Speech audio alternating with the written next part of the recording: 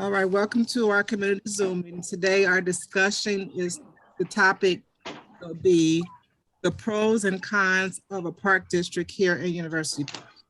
So there has been rumor, or not rumor, but the village, the mayor has been putting out information stating how he wants to on a referendum for us to have a park district here at University Park. So us as residents wanted to kind of see what are some of the pros and cons of it to help us decide whether or not we want it or we don't want it, or how we can support it, or what we need to do to make sure that it doesn't get passed.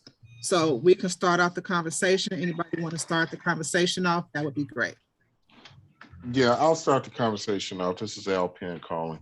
To me, this is completely unnecessary and irresponsible for the so-called mayor. I don't even call him mayor anymore. So-called mayor to put this agenda on the table. We've broached this issue several times in the past, even though we've never taken it to referendum. There's always been a conversation within the village that a park district would be way too costly. And this is coming on the heels of a lot of conversation that's been in the past about a recreation center. And I know there's been one of his, his platform issues, platform issues about a recreation center. Here's what the issue is. You have to go to referendum for the village to vote whether or not they want a school board, and then it has to come back in the election in terms of that referendum question. The park district is nothing more than another taxing body. And my problem with it at this point is that the village hasn't shown any willingness or ability to manage its own finances. Why we need another taxing body for them to screw up at this point? It'd be different if, in fact, if the village was well managed and the village was transparent about its finances, if the TIF agreements were actually filed and done on time and transparent.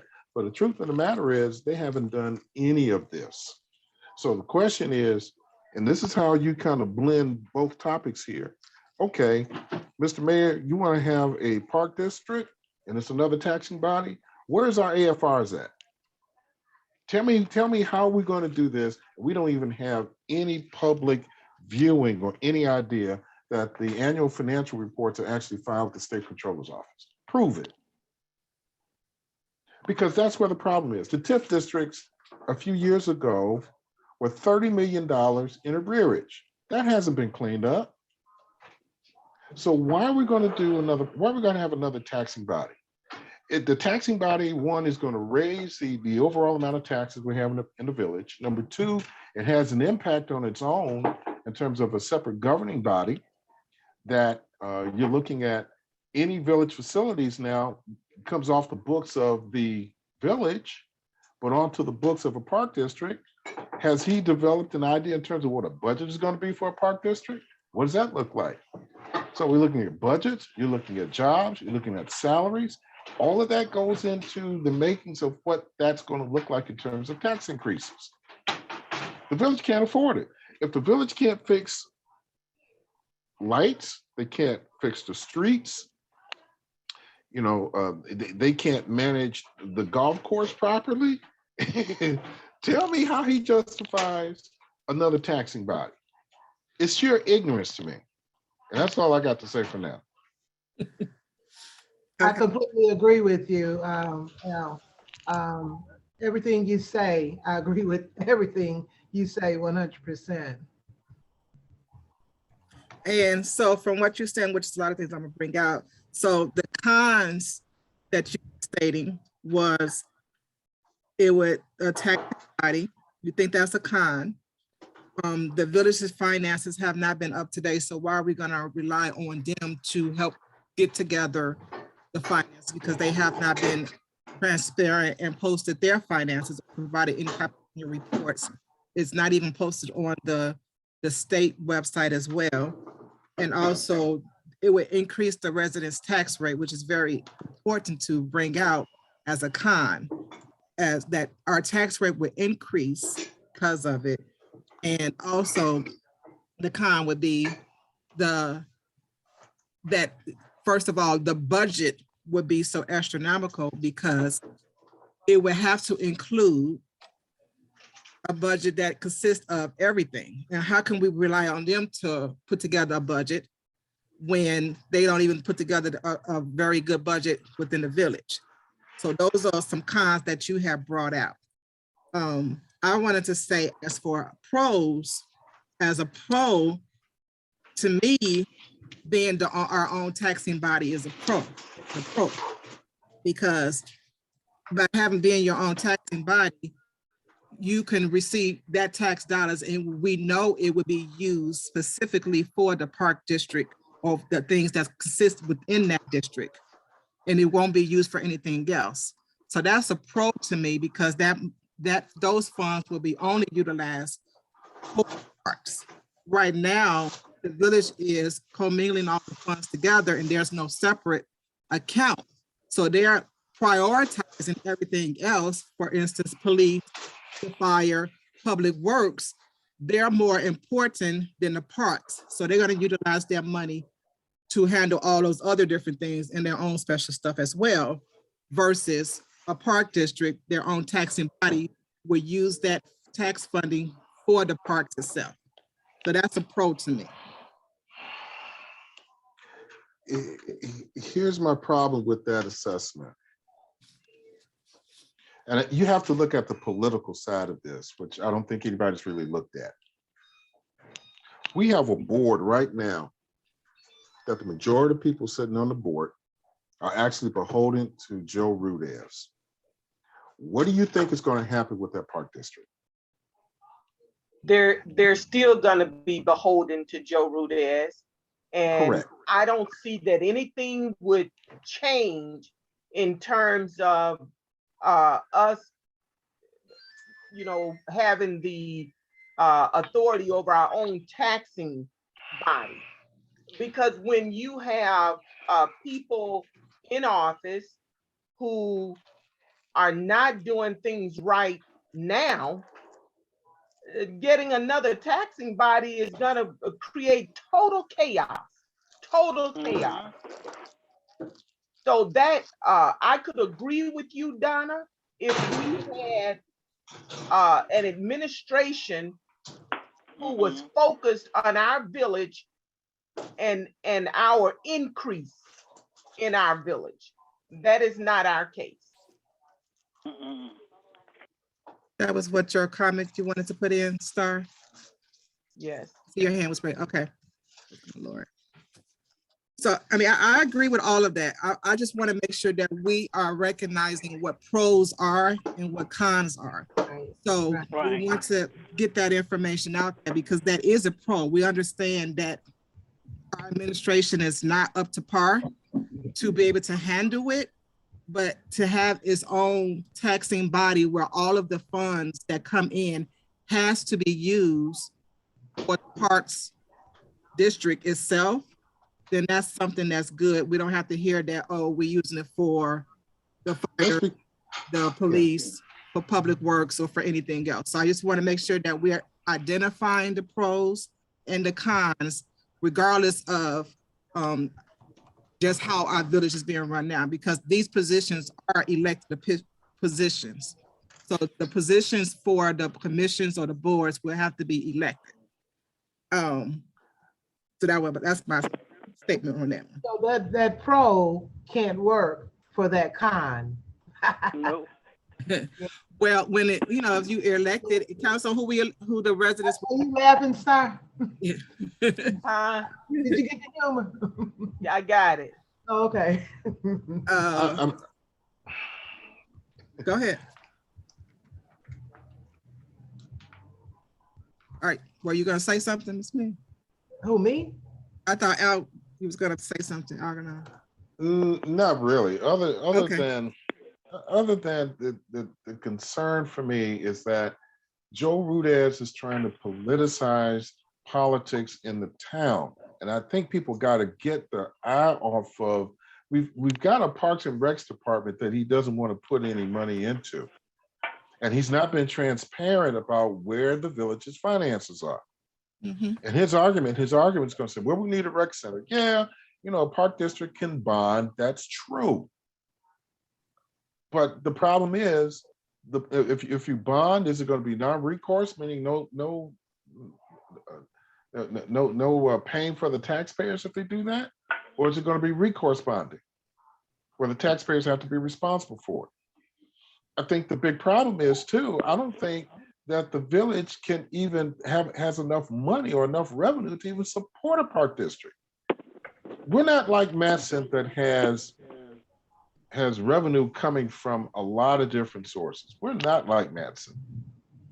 We're not like any of the other suburbs of proportional sizes that have the type of budgets that they do. And so this is my concern in terms of, a taxing body is going to be overwhelming on the folks.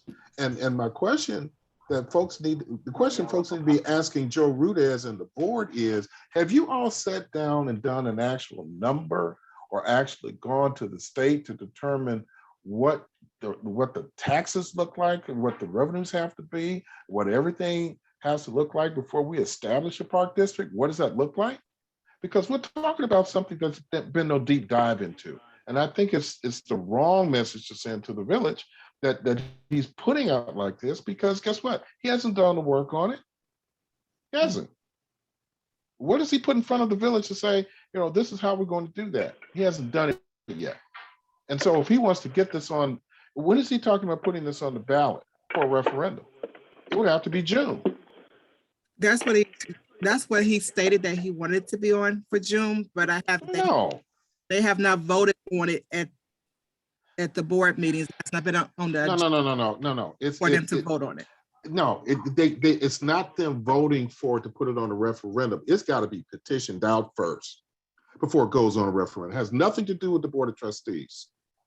The electoral process is, if you want to put something on a referendum, you have to get petitions signed for that question in order for it, and have those petitions filed and make certain that those petitions or the question is not objected to in order for that thing to make it to the ballot. It's not an issue for the Board of Trustees. Right, and you're right, but they stated that he stated that I think was not the last board, but the board meeting before that he was working on with the lawyers to get the petitions together to go out there. So he did state that's what he was working. Has anybody seen petitions in town?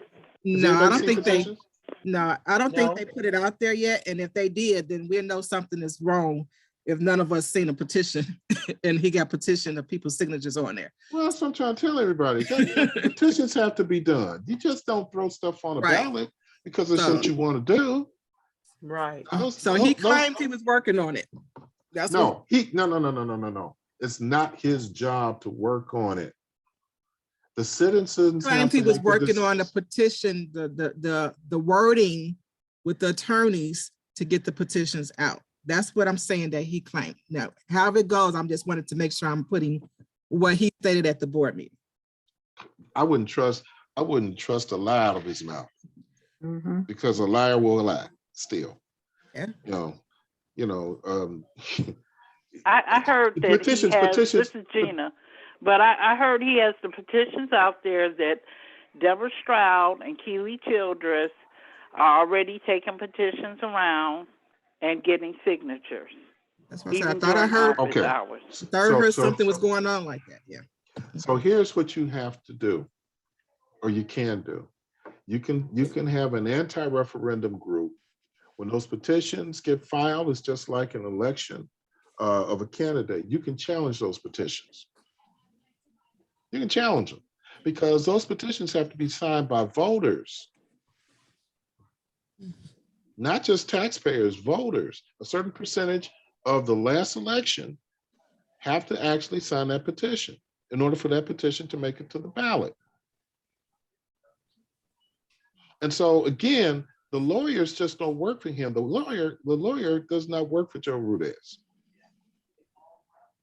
And it's just like not a delineation of efforts and responsibilities here. This is not, and putting a petition together is not a village function. It's not. How is he going to politic on a referendum question? He can't do that. The village can't do that. We need to call him out on it then. We need to send that in need to call public him out. comment. Exactly, because Well, what then, if he, can you hear me? Yes. what This if is he me. is getting residents that are voters? Okay. This, can you hear me? Am I muted or unmuted? No, No, we can hear you. Okay, this is something that has to be put forth by the residents of a committee, not as you have just said. This is not something that is put together by a village government. no, it's not. And And this I'm would be appalled by that. something like a Zoom would put together, the Block Club, or that other what's that other group? CCC. CCC. Right. Now, those would that would be the group who would circulate a petition, not the government. Right. Well, I'm not sure. We have not seen I guess none of us on here have seen a petition. I would, but I'm gonna tell you, I would not doubt that, because this is the thing that they do, and this is the kind of thing with the people that was mentioned would do. So that's why the question comes around. If the mayor says they have petitions going out, the mayor should never say they have petitions going out.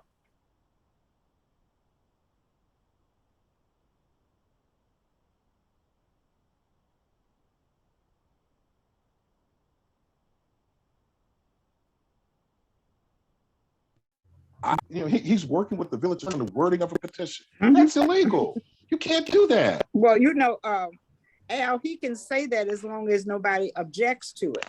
We can say, and he's proven that he can say and do anything he wants as long as we don't object to it. Now, the mere fact that Gina has just said that, that's a possibility. That's a strong, I wouldn't put anything past this man. It's time for us to get something in gear and put it out there. Or go next door neighbors say that's impossible. Make the statement. Get it on. Okay. Make the statement that is not impossible. That's impossible for a government to do this, and any person that is part of the government to do that. You know what? Forget putting it on a media site. We need to ask him. We need to go and knock on the door. I keep telling you all. We need to go and knock on the door at Village Hall and ask. Don't do nothing but lie to you, girl. Put it out But there on yeah, I next was door getting neighbor ready to and say tell him he's no. gonna lie. Okay, He's gonna lie He's gonna to us. lie. so he lied, but still he'll have to say something. Then Yeah, but he's just gonna say that. He'll say anything to you, Tom, cat, and dog, or whatever. When you put it out there in the public that no, this cannot happen. You put it out there on next door neighbor. This is not right. It cannot happen. but doing all of that too, but we have to ask him. It's like being accused of something and you haven't even asked the person. You're not going to accuse him. You make a statement.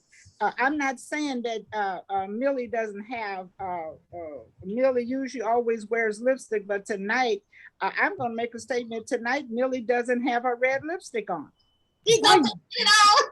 Why you do that, Mary? Oh, well, my. maybe that's true or not, but I've made an accusation or a statement that proved me wrong. Why you do that, Mary? A statement. My hand was up. Nothing surprises me with this guy because he actually will probably generate some kind of petition, whether we signed it or not, and say, oh, it's going to be on the ballot because people have a signed referendum. I petitioned it. Mark my words, something crazy like that could happen. But see, you don't call his name. You just say, you make a statement that this is impossible. See, I made a statement. I used her name, but if you were putting a statement out there, I would say things like all women wear red lipstick, but one doesn't have hers on tonight. I didn't say which one. You just make a statement that this is impossible. You cannot happen. You make the statement. You didn't call his name. Okay, but still, it needs to be, the question needs to be asked of him and Miss E, and also include the board and then go ahead on at the different media sites. No, Okay, you already well, have it. You already have the meeting on tape. It's been videotaped. And if he said it on at a board meeting, that's public. That's a public statement and a public comment. You don't need to ask him again. No, what we Because want to know is, is there people out in the village right now getting the petitions signed? Is he there used, a petition drawn up for that purpose of putting it on a referendum? Circulated. but That he needs- just used the term they are doing it. If he said they are doing it, he's not gonna do it himself. He didn't even petition Correct. his own stuff. He Correct. meaning the little elves. They also doing it. But he said they. They meaning what? A person. Them. Yeah. Them. They is it can mean in more than one. Them more, but that would be incorrect grammar. Them. But you make a statement that they cannot do this. Right. I think we ought to act preemptively, because I'm going to tell you, it'll show up and it'll be, oh, look at all these signatures we got. No, you can't get signatures until the language has been determined that it's been put on the ballot. And again, I keep saying this to everybody, there is a ballot process where those petitions can be challenged. Yeah, they can be challenged, but you want to stop it before they even get to that point and tell them they cannot do it. And it's ludicrous to even try it. It's not something that, and you got to he has to get a certain percentage of the votes of the people who voted last time. You can put out some, oh boy, if I had the time and effort, I would put out something. You got to have a certain percentage of the vote that was cast the last time. This village is not even large enough for a park district. Get it? Let's get this straight. How many people out here want their taxes increased even more for him to snatch? Come on now, fight. Get up, stand up and fight. Yeah. Be like Us. your Ukrainian people, fight. And not only that, is that part of Keely's job? No, it's not No. part of her job. She doesn't even live here. Well, and that's why when we speak about the tax rate, we got to make sure that that's why we have in this meeting, to let the residents know what it all consists of. Because like Algernon was saying, they have to come up with a budget. And they have not presented a budget at all, because the budget consists of, it's going to show what they're requesting. And whatever that budget amount is, they have to send it up to Will County in order for them to send a request for a tax levy, in order for them to get that money based off of that budget. So the budget is going to consist of, it's going to have to be a facility for people to work in. They're going to have a facility. They're going to have employees to work. They're going to have to, as well as pay for liability insurance. Correct. Have to pay for employee insurance, IML, pension, retirement as well. They're going to also pay for equipment to do all the work that's needed in the Park District. They're going to also have to pay for any type of administrative people, which consists of a finance person, a marketing person.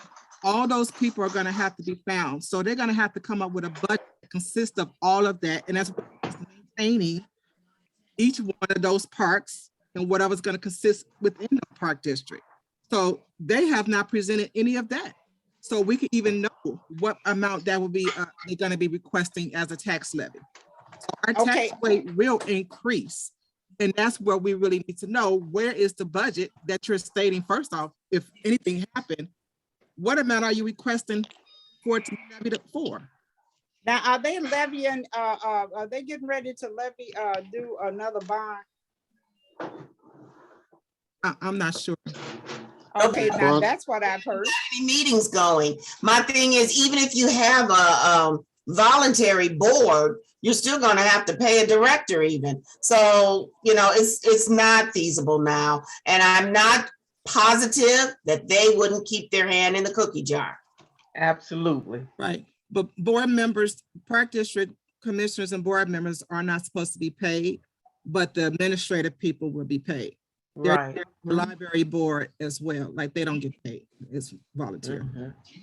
No, they don't get paid, but there's a lot of associated costs in terms of doing this. There's equipment Of costs, course, there's maintenance costs, there's obviously, as Donna said, there's liability costs. accounting, There's, everything. I mean, there's just so many transactional fees that a board, a park district would have to be involved in. It really doesn't even make it feasible to do Let's it. face it, And- right but- now, Madigan has been indicted, okay? And I don't see other villages that have any corruption going too much longer. So I'm just saying that we're not ready right now. I would love to have a park district, but we're not ready.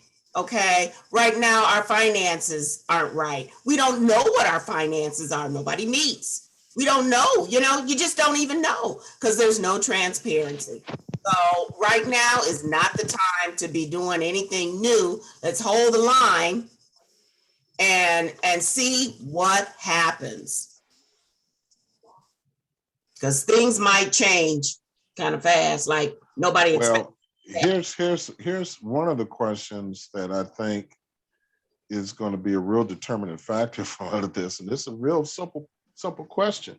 The mask mandate is coming off. It's off now, and so my question is: has the community decided what's going to happen if the Board of Trustees don't implement public meetings again?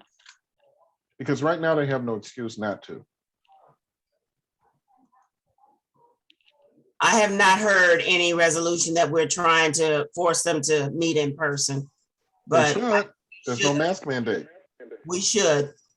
Right, but you know what, Mr. Penn, the last time it was something similar that was taking place, and he had some little sentence that he read saying it was still like up to him to decide whether he wanted to have in-person meetings or not. It was left up to the mayors or the leaders and him and the Markham mayor, Tiffany, whatever her name is. It's about 5 of them. And they decided against the public in-person meeting. So I don't know if he's going to try and pull that out again, saying that it's solely up to him or whatever. But he always has tricks up his sleeves. And No, Folks think need that's to get when in front we- of that. Folks got to get in front of that with the state to find out what the state is doing now. Since there's not a mask mandate anymore, does that mean that the Open Meetings Act goes back to its original spirit, meaning that the public gets to be involved through elected officials? So that's a call. That's a call to the governor's office. Okay, now, Al, that's taxation without representation. You don't get to represent your government and they're taxing you. Well, that's true, but what I'm talking about is the abuse that Joe Rudess have had for the last year and a half because of COVID. And especially over the last few months where, folks have slowly been, not enforcing a mask mandate, but now the mask mandate is completely done. It's not there. And so there's got to be clarification from the governor's office if his executive order is impacted by the mask mandate, which I think it would be. I think so too. Okay, Because That's a simple telephone call. Well, we need to get it that is a phone call. clarification. But here's where I'm going with this. Please hear me out when I'm going with this. Because if he wants to put in place a referendum for a park district and the village has questions about finances, they're saying no, this will be the time to really impress upon him that he better not do something like that. That you don't involve the community against their will to do something like that. And so this is why in front of next Tuesday's meeting, that there should be a question answered by the governor's office. What does the elimination of the mask mandate mean for local government in terms of their public meetings and the Open Meetings Act? It's time to get that answer. Mhm. Because now here's what you do. Because if I am you all, and that answer is very clear, then I invite the mayor to come and sit down and talk to his constituents, not over Zoom, but face to face, and let him face the wrath. He's sitting in the seat, he's got power, and also too, he can feel the heat from the people. Are you kidding? This joker, No, I'm he's not kidding. No, I'm not kidding. Because if he says no, when there's a public invitation for him to sit down with his own constituents and he says no, guess what? You just let that heat reflect on him. But I would invite him and see what he says and see if, in fact, if he can lie his way out of what he's been telling folks. I don't think he would, but if he doesn't, guess what? That reflects badly on him. Okay, Al, would you be I willing think- to do that since you are a property owner within the village here? I Do will what? do that, Mary. I will call Do the what? governor's office. I will Call the follow governor's up. office. I'll do that. Yeah, I will call the governor's office by all means. I will Okay, certainly- thank you so much, Al. Okay. I'll call them tomorrow. can you work with him, sir? Well, he can go ahead and make the call. That's what he's recommending, and that's really what needs to be done so that we can have that clarification. And once we have that clarification, to follow through, just like Al is saying, and say we want him. The mayor needs to meet with the constituents. And at that point, if we can't have him to meet with us, there's a real problem. That's what I'm saying. He needs to be tested now. This is the time to test him. Exactly.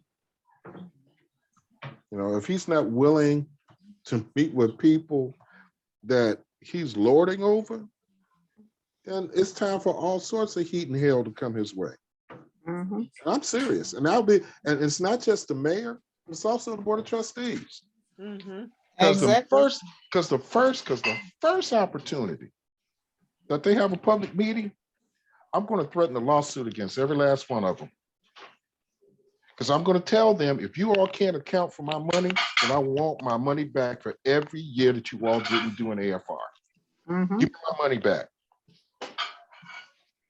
And I will tell them I will bring a class action lawsuit and bring every homeowner in town to file that class action lawsuit because they refused to do what's required by law. And the trustees will be sued. The mayor will be sued. Even the clerk will be sued because she likes to opinionate on a lot of things, but she ain't opinionating about the fact that she's the one to file these AFRs. And has she raised the question to the trustees and the mayor, where are the AFRs for 2017, 2018, 2019, 2020, and 2021? Where are they? Because now with a public meeting, then you get to meet these folks face to face and you can put a threat right on the table. You guys don't do it, I'm going to sue every last one of you. I'm going to bring every agency in here to find out why you guys are sitting on the job and not doing what's required by law. You know, it's nice that everybody I will gladly make an enemy to everybody on that board because I sat in that seat. I would like to get some legal stuff going. I mean, we got to get some counsel for real. And somebody who will do the action of litigation for us without us, you know, we don't have no money. That's the problem. So yeah, we really need to, I would love to say sue. I would love to but it's just talk, Mr. Penn. If we don't have it's not talk. It's not talk as far as I'm concerned. It's not. I'm just telling you where I fit with this. It's not talk as far as I'm concerned. Because I'm looking at the amount of money my wife and I pay for our taxes each year, we get nothing for it. We not only get nothing for the taxes, we don't even get a full accounting for what our taxes are actually being used for. Mm-hmm. And those other people on the other side of Western and the golf course over there, they're paying buku taxes as well. See, there comes time for accountability now because we're coming out of COVID. And right now, people have to be responsible to the title that they ran for and that they achieved and what they use every 2 weeks in front of the public. And they engage in them, and trust me, hell to pay is coming. Because I'm letting these folks know as soon as we come out of this pandemic to a public meeting, and that should be relatively soon. If we're there, guess what? I'm going to be first in line, and I dare them to pick me up and take me out of that meeting. Hey, I'm with you. I dare them to. We got crappy streets. We got lights that are out. We got we're at a bad way to go. Mm-hmm. We have, enough is enough. I'm done with this. Mm-hmm. Totally done with it. And if folks ain't ready to fight these folks, step aside. I'm looking for folks who are gonna fight these people. I mean, vociferously. I'm not playing with these folks no more. Absolutely. This has gone on way too long. How in the hell do you not, if you had a bank statement, if you had a bank account and you had activity in your bank account for 1 year 2017, 2 years 2018, 3 years 2019, 4 years 2020, 5 years 2021, you didn't know how much money you had in the bank or how much money in bills you're spending, Right. you couldn't survive. Right. Okay, I'm on board with all of that. My thing is, let's put some meat to the matter. Who's the lawyer? How much do they cost to retain? Let's go. Do we have to put pennies together? Let's do what we got to do. I think what we're doing is that's skipping a phase. The next phase needs to be us. We need to be the meat to this man. Jumping over us and not holding us accountable. Us not coming forward and doing something. That's what's happening. Then you want to go get a lawyer? That costs big bucks. Okay, and do something right now. Millie, you are absolutely right. Even if you had a lawyer here that was right, but the court system is so backed up. By the time that we would get something done, my grandchildren would have children. But what you want to do is the people who really count in this town are the taxpayers. And everybody always tells me, and they always say, what are the taxpayers paying? And that is absolutely true. It's us. Okay, we got some attention when we demonstrated in front of the house. Okay, we'll get some attention when we all call him down there to the village hall. We're having our meeting and he's not showing up. So they're not showing up. So the news media don't come. They will come. They will come even if they didn't send a reporter. We can send them the tapes that we have. We can send him the same thing we send to YouTube. We can send the same information. They are looking for things. Channel 7 has a cultural reporter. They're looking for things to put on air. That's how they make money. Believe me, Channel 7, right now, Channel 2 is outgunning you when it comes to news. So let's give them some news. They don't have to always show up. With us living out here, how do we don't know? Al, you're muted. Oh, I'm not muted. Go ahead, Mr. God. Go ahead. I'm saying, how do we know? Do we know if there's lawyers that live amongst us that are getting ripped off the way we are? In town? What's that? In University Park. I don't know. We don't know that. And if we could find out amongst us, if there's any lawyers that are not getting representation by their taxes, they might want to get involved in it and help us out. But you got to have the right kind of lawyer for that. I still think the big thing is lawyers want to make money too. And they're looking for clients as well. That's why they advertise on TV. If they see there's a need out here, there is a need for us. These people standing up fighting, they will be clamoring, they will come for us. But I'm saying if you got a lawyer that lives among us and his taxes are being misused, that's concerning for him to get involved. And I know he would. I don't know no lawyers out here though. I don't know. But what's his face? I mean, that is something that's good to look into, but I'm not aware of any attorneys that's here. I know that there might be some, but we just aware of them. But that's something. Oscar Brown Come on, James. Don't say that. Don't get me started. Listen, y'all said our tax dollars pay for Village Hall. Our tax dollars pay for everything in this village. I'm willing to get arrested if I have to. by blocking Village Hall to keep these folks from going in and having a meeting. Exactly. That's Exactly. that's how deep it has to go now. Thank you. I've been saying it for the longest. This is how deep it has to go.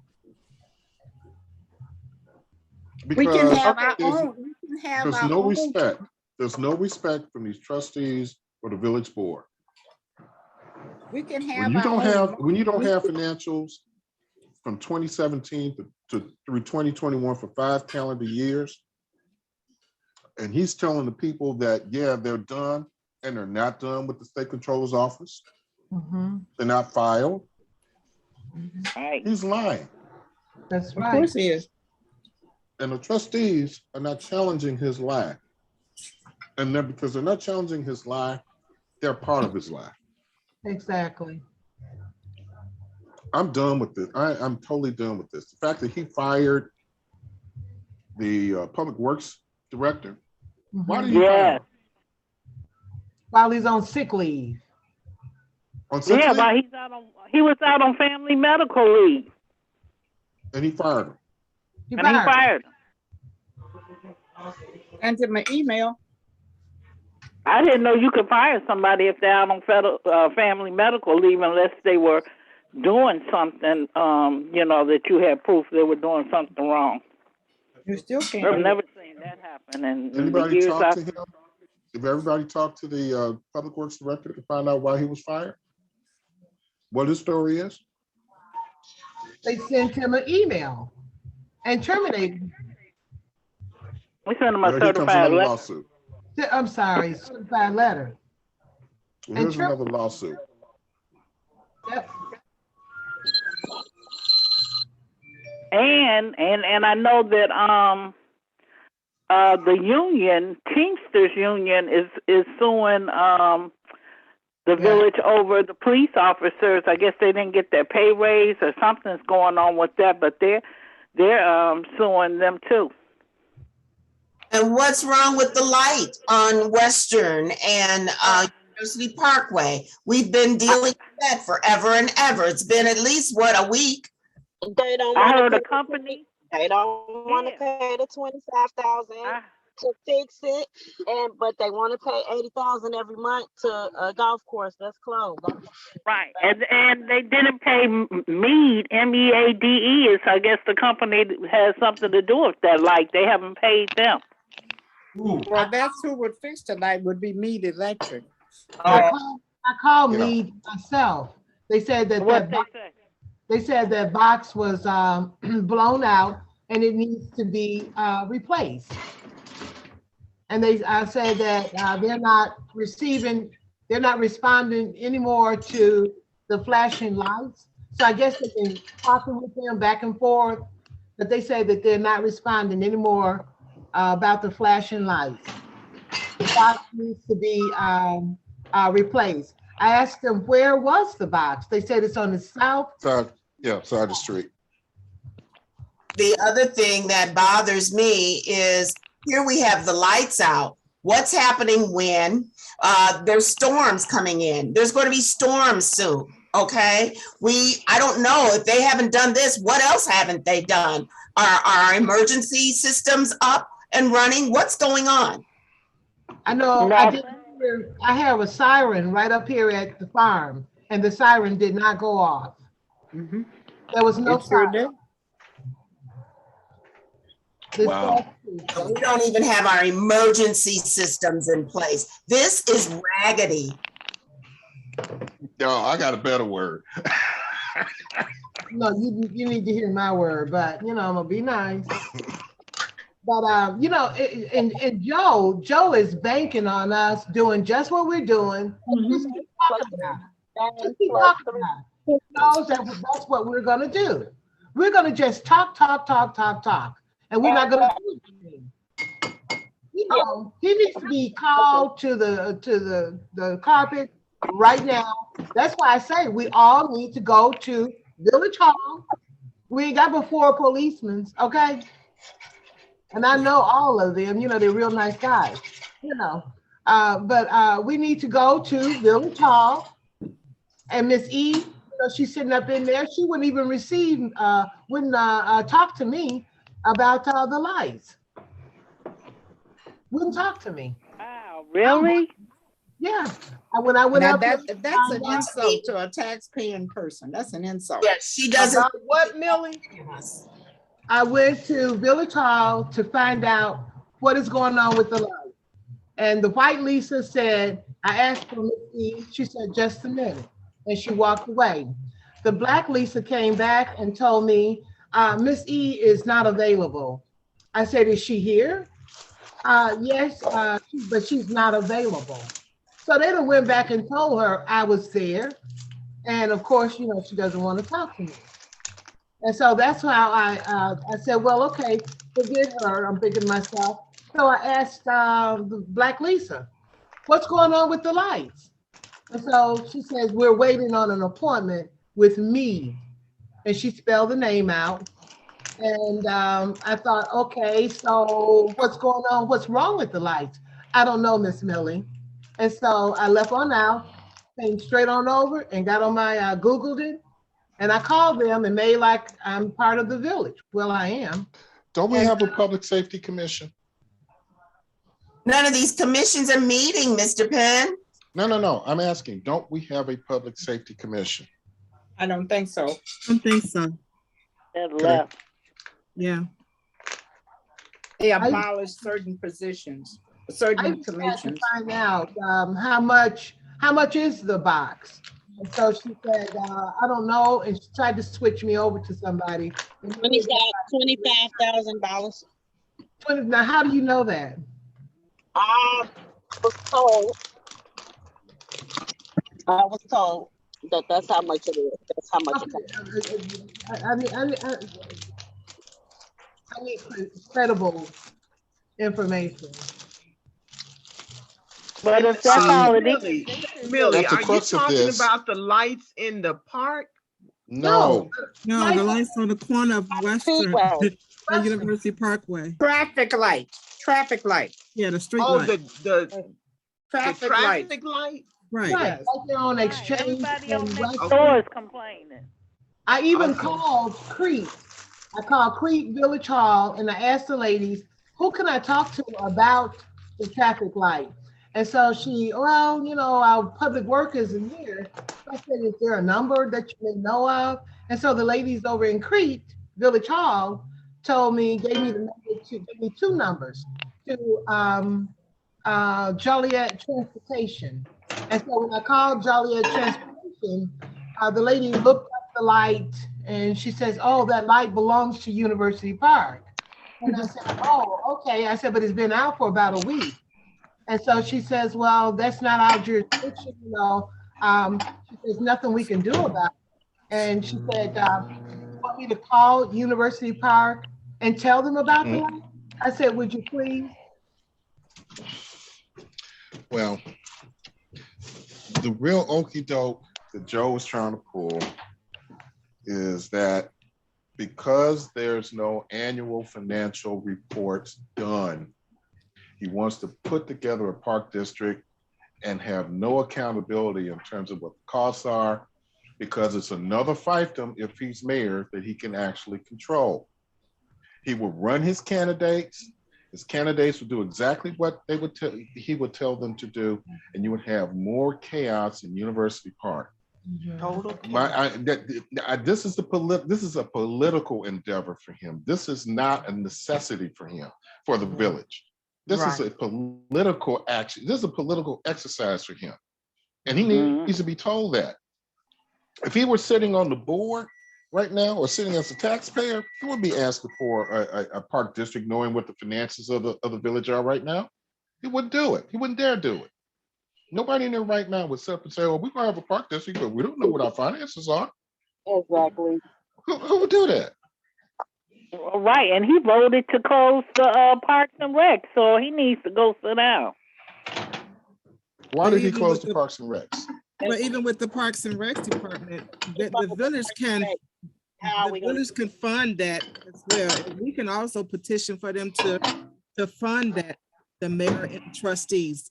They have money that come in. They use the money to spend on a golf course that is not being in use. They could Right. money for the residents or for the village for a Parks and Rec section within the village municipality to be ran. Listen, Unfortunately, if you all are the giving problem it, is we still have the people that's in there that's not running things correctly right now, but is in a park district where we're going to have double taxing bodies, double tax levying, where it be double. The county probably decide which one, and they probably have to split it. But still, it's going to increase our tax rate because we're going to have to initially fund that budget every year. but Donna, Which can also increase every year. You know, Can we? it's going to add in more staffing.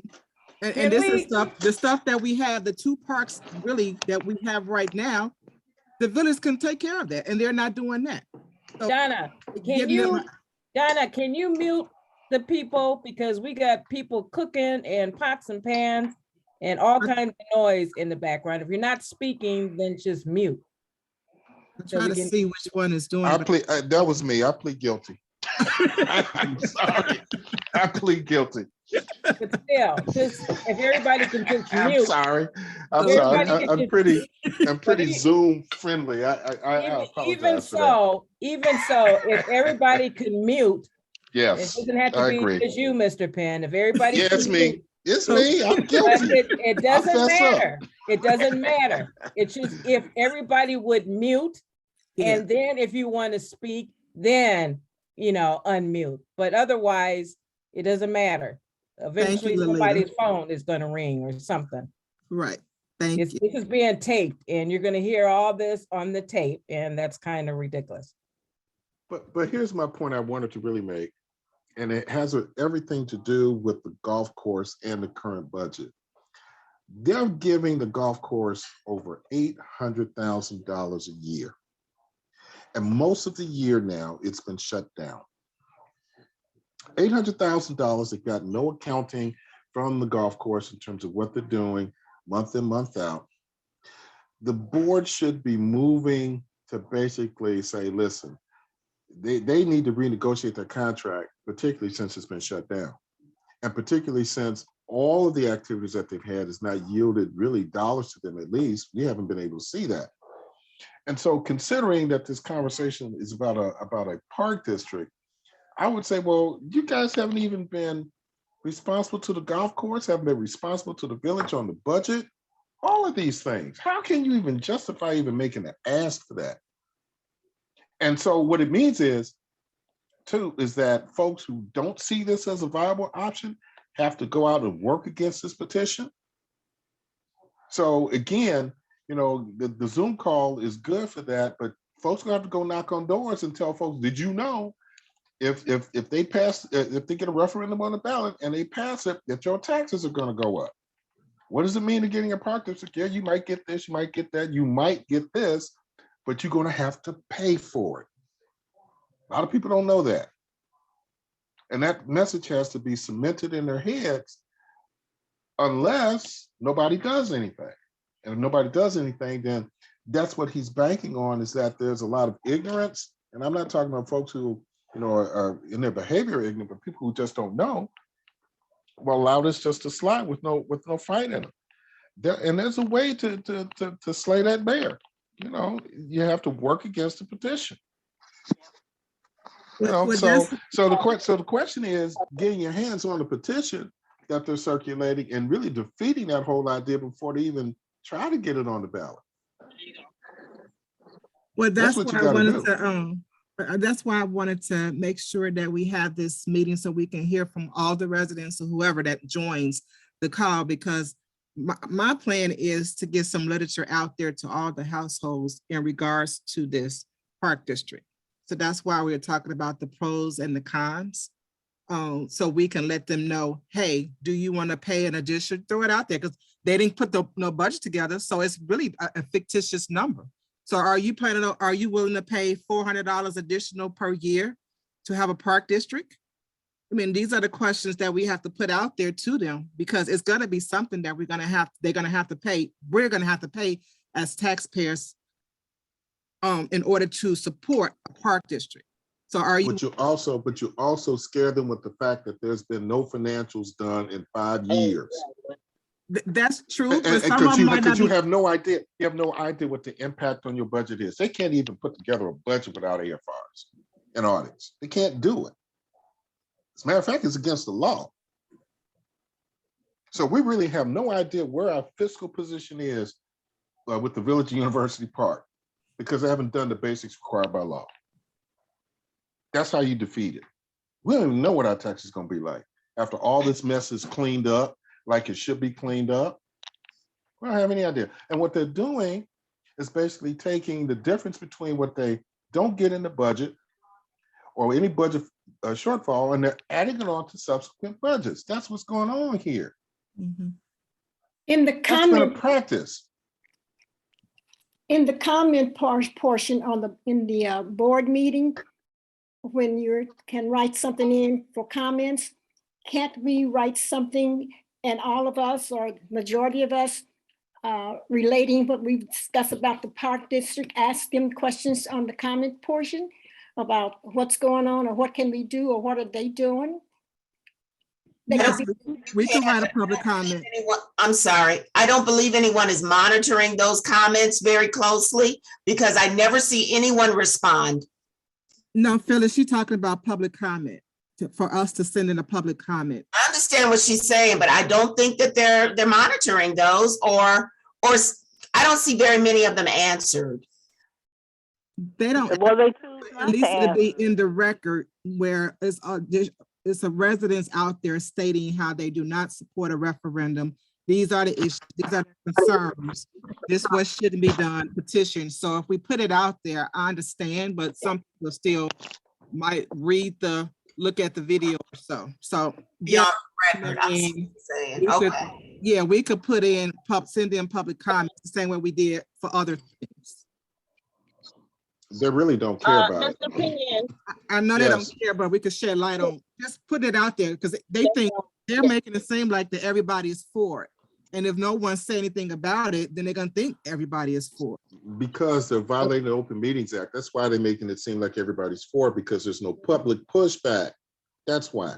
We understand. It doesn't, that's the only reason why. Okay, can I say? Well, hold on, Robin was next. Sorry, Robin, go ahead. Mr. Penn, I'm gonna ask you, can you put together something for us so that we can start circulating it? With all those good ideas you had on there, compile it into one page, and we can go out and start something that we can circulate. Yeah, I can do that. Can you do that? However, I would love to see how they've worded this petition, or what have they put any information out in the public domain just yet about a park district? Not that I think. I don't know. It's on that flyer that he sent out that he was, the flyer he sent out had something about the referendum on it and the park district. It's All the right, one I'll that take a look at that. I'll take a look at that. And I'll put something by the end of the week that everybody should be able to have.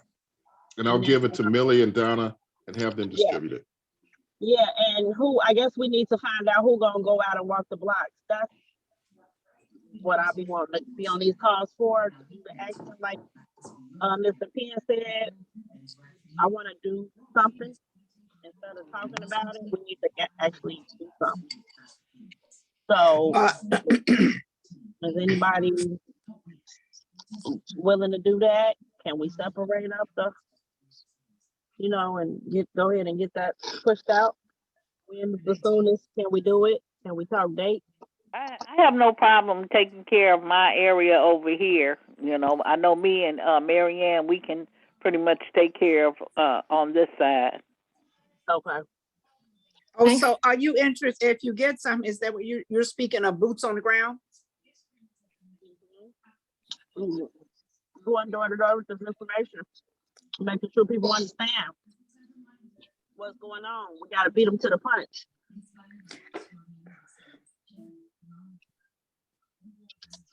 Let me know when I can. Am I muted? No, go ahead, Mary. I said, are we speaking of boots on the ground? I believe that's what she was referring to, yes. Okay. Area by area. I think we need to get on it earlier. The early bird always gets the worm.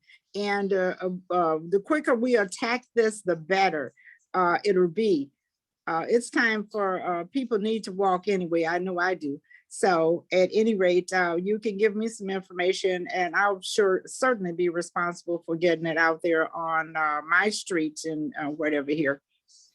And Gina, this is Mary Ann. Gina, you and I can do our area, right? Like you, okay. Right.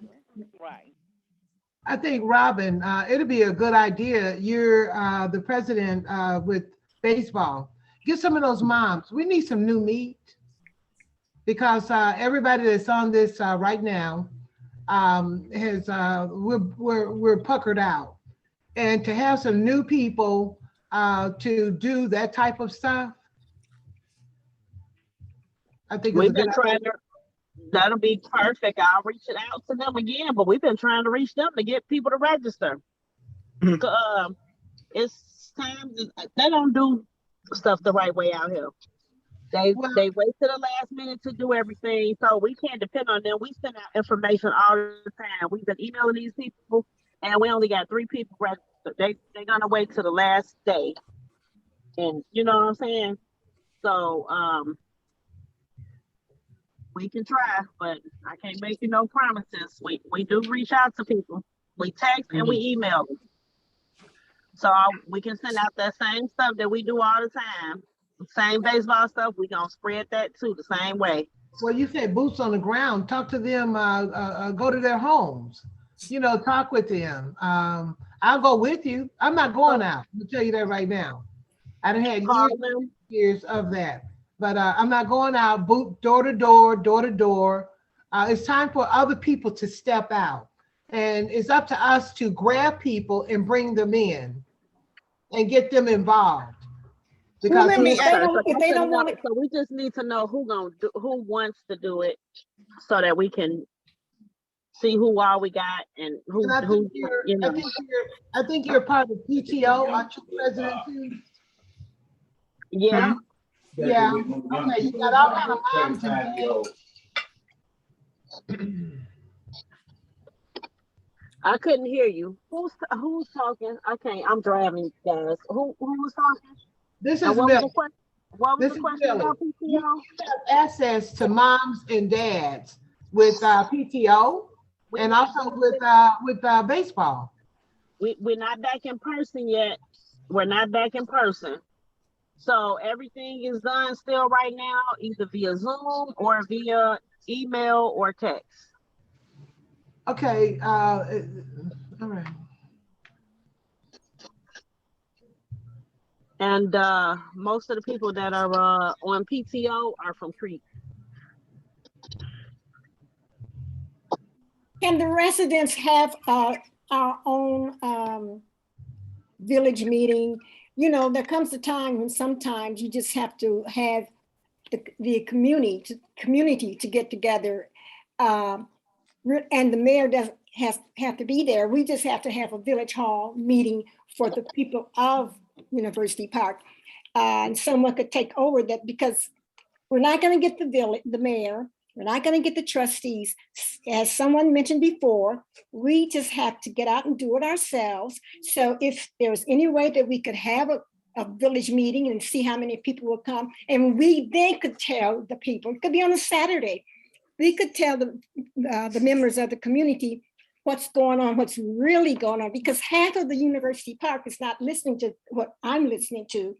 So if you put out, there will be a community meeting at Village Hall and then some of you guys who can represent the village and talk about the things that's going on and how they can help, because they're not getting this information over the internet or over YouTube, and they're not looking at, there's not as many looking at it over the meeting.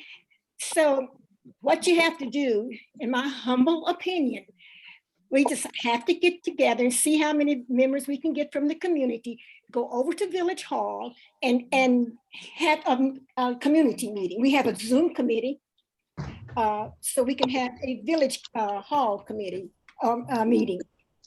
We gotta Well, let kind me, of think of some kind of interesting way to get these people out, because that's the thing, they don't want to come out for anything. So Yeah, we gotta try to put a spin on it. We gotta try to get them out some kind of way, that probably doing something or giving away something or something like that. we could do something like, let's come to Village Hall, community come to Village Hall. No, we could have coffee and donuts, and come and learn and talk about our community, because we're in deep trouble here. I think if it's on a Saturday, we could get enough people. If it's only 50 or whatever, we could get at least 50. But they're not getting this information via the internet and YouTube. And well, can I ask you all a question? What happened to Gina? If you can tell me, I thought CCC is a political action committee. What are they doing?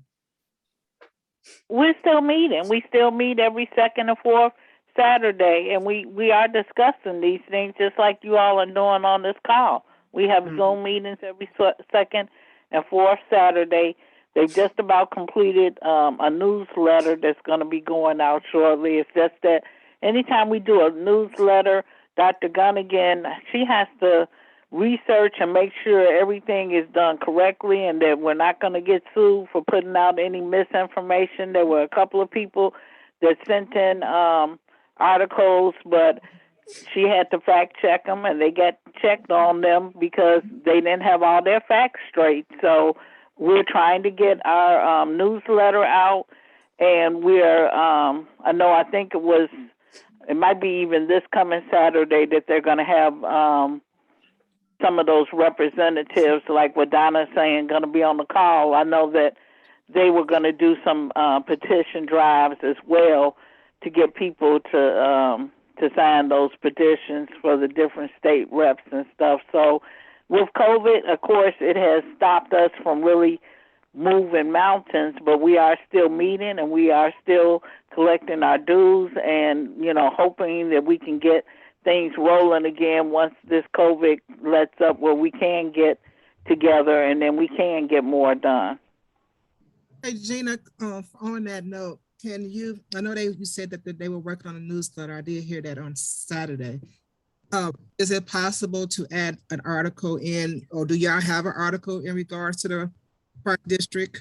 Or is it possible to get something added in about the It's Park still possible to add it in because I can give you Dr. Gunnigan's email address, and she's the one who proofreads, edits, and does everything before she gives it to the chair, which is Joe Lovelace to sign off on.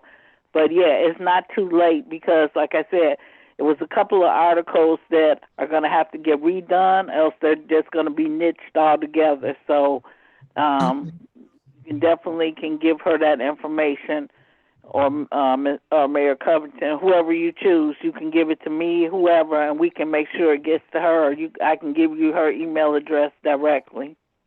I do have her information. Okay, yeah, it's not too late. Okay, as long as it's not too late. So if we do receive something from Mr. Penn, then we can use some of that information and then the other information that I just was writing down for the different pros and cons and whatever else information to try to get an article in about the Park District. So that will help circulate, especially since you all are sending it out to all the doors, right? All the homes? Yes, it is. And I know that, I'm trying to gather information on that golf company because I really, it's just not, when you type in CHW, LLC, whatever they are, and Sonia Coffee, it's very little information and everything is copyright 2021. So they just started putting together stuff. I really want to get information on that. So if anybody has anything legit on this company, we need to, we really want to get that out there to the public. Okay, if we find anything. The leader was up a while ago. You had a question, a statement? Well, I kind of wanted to ask Mr. Penn, but he left. But I had questions basically because of our home rule status. Yeah, the governor did lift up these masks, but there's restrictions still too. We need to know, and if he is going to contact the governor's office, what is the ruling on that? Because you still have to wear a mask on public transportation, and there may be other things that we don't know as well. And as far as the mayor is concerned on the Park District, I remember when he did mention it and the board was going back and forth on it. And I do remember him stating, well, let's do a referendum and let the residents decide. Well, our residents don't get involved, as we know, and it could be thrown out there. And like you said, if we don't get educated, we're not going to know, should we or shouldn't we do it? Because we don't have, for our group, legalities on knowing the documents that are out there. What documents does the village already have? They have an attorney working with them. So, and CCC is, like Gina had said, they're checking information, so we need to know what the legality of this documents are. Does the petition say this and that? Do they have a committee? What is the details? We don't know because we're not in Village Hall, and Village Hall is not going to tell us. We had the mayor on Zoom before, and prior to him coming on, I know I did ask him when I did see him if he was going to show up, and that I'm quite sure, not afraid to talk to his residents. And he says, no, I'm going to be there. And yes, he was there. We made a mistake by letting him talk, instead of having just a question session. We didn't need to know talk. We needed questions answered. So if he does come back on, which he may, and if he does come back on, it's strictly questions and answer. We just need questions answered, not what his future plans are and this and that, because that took up all the time and then he had to leave. And that was, I feel that was just a setup, just the way it turned out. And that was wrong. If it's explained to him, it's a question period, question and answer. That's exactly what we're going to do. We're going to ask you questions. We want to answer. Because I even had told Mayor Covington before, anything that the residents could possibly want to ask you, they already know the answers because they get the documents. They're Village Hall, they're legislative, they know. So if you're doing transparency, then give us the answers. Have a town hall meeting, have us ask you the questions. And if you don't know the answers, then say, I'll have to get back with you or whatever. But anything that we possibly could have, because you already hear it on Nextdoor. Everybody's on Nextdoor and they read it, even if their name's not listed. So, they would know what we want to ask. And even if we do ask, at least they know what the questions are. So, this thing about Park District, when I worked at Park and Recreation, it was brought up before from another village manager. And I was nervous about it too, because it's eliminating village jobs. So I'm not surprised it's popping up again, but it's the taxpayers' money that we got to be concerned of. And it would be nice to find out, but I would like to do step by step and first find out from the governor, what is the exact wording as far as these lifting up masks, and then going door to door, which, you have to get that approved by the village too, as well as Marianne mentioning Village Hall. You can't go to Village Hall and have a meeting if that's not approved. So there's a lot of step-by-step things that we need to do first. Which makes me wonder, you mentioned going door to door may or may not be prohibited. It makes me wonder if there is a real petition going around, because he has a list of all the registered voters. We could just make up names, and I don't put that past him. I'm sorry, I don't. Well, but like he was saying, we can always question them, challenge them. those petition signatures. So just because he might know the names, he can't sign people's names and let it go slide unless Yeah, it's but we need the, and we need challenge the, that. right, we need the facts and we need the evidence Right. before you get liable for That's what I'm saying saying, 'cause- something that's not true.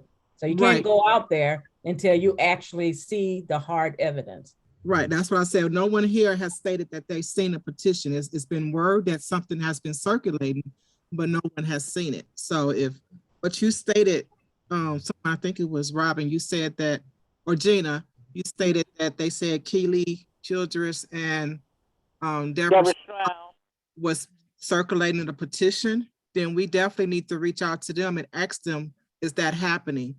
And Right. see it. Did you ladies see the petition? I never No. saw it. Someone told me that I guess they have those basketball games now. University Park has them in conjunction with Matson, and I've heard that they have had them at those occasions, and I know that there's been a couple of village events where Deborah Stroud was at, where she was registering people. And they said that those petitions are there. Now, whether it's true or not, I don't know. But that was told to me that they're already getting people to sign up on the referendum for the Park District. Well, I can say because my children are in the basketball, I have not seen Keely Childress pass out any petitions while we were there. So, Right. Okay. But right. But while I've been there, I have not she seen does her. know that we are who we are too. So I know that, but I'm just saying I Not haven't while we're seen there. her. Right, I haven't seen her pass out to other. Believe me, if I seen her Right. passing things around and having people sign, I'm gonna wonder what it is, and I'm gonna Yes. go.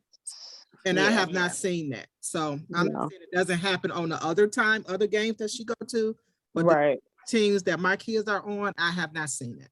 Right. So right now, it's So just here. my question is for Lolita. Hold on. Mildred was talking, but we can't hear her. I see you moving. Okay.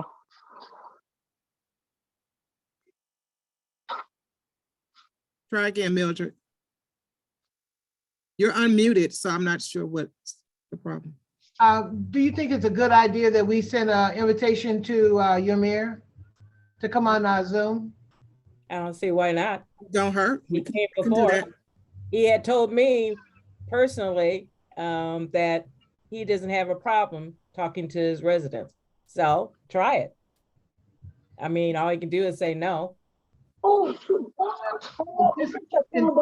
Started with the flag. But I wouldn't want to go by hearsay and I heard this and I heard that.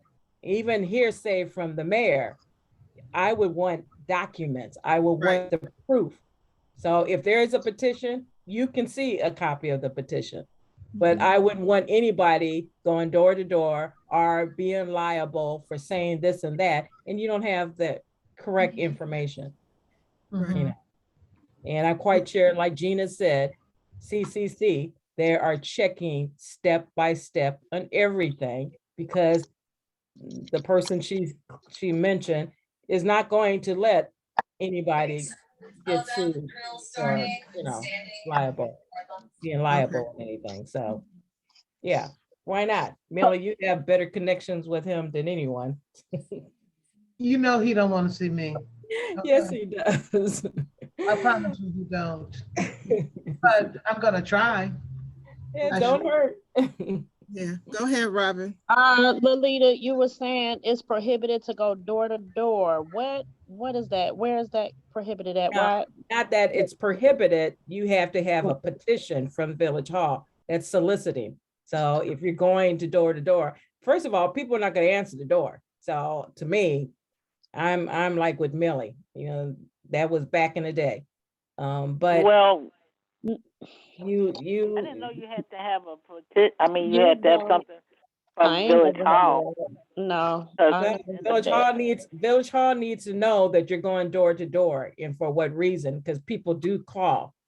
And they'll be saying, somebody's knocking on my door saying this is solicitors, Solicitors Act. You can't be going to people's doors. And then we can't go because, like I said, we don't have the correct documentation. We don't have correct proof of anything right now. So what I was talking about going door to door with, what I asked Penn for is to come up with why we feel there should not be a park district. So that's our opinion. This is to give, this is what's going to happen if we have a park district. So I don't know about, I wasn't referring to any petition or anything, or to put anything out there about anybody else. It's just to let them know.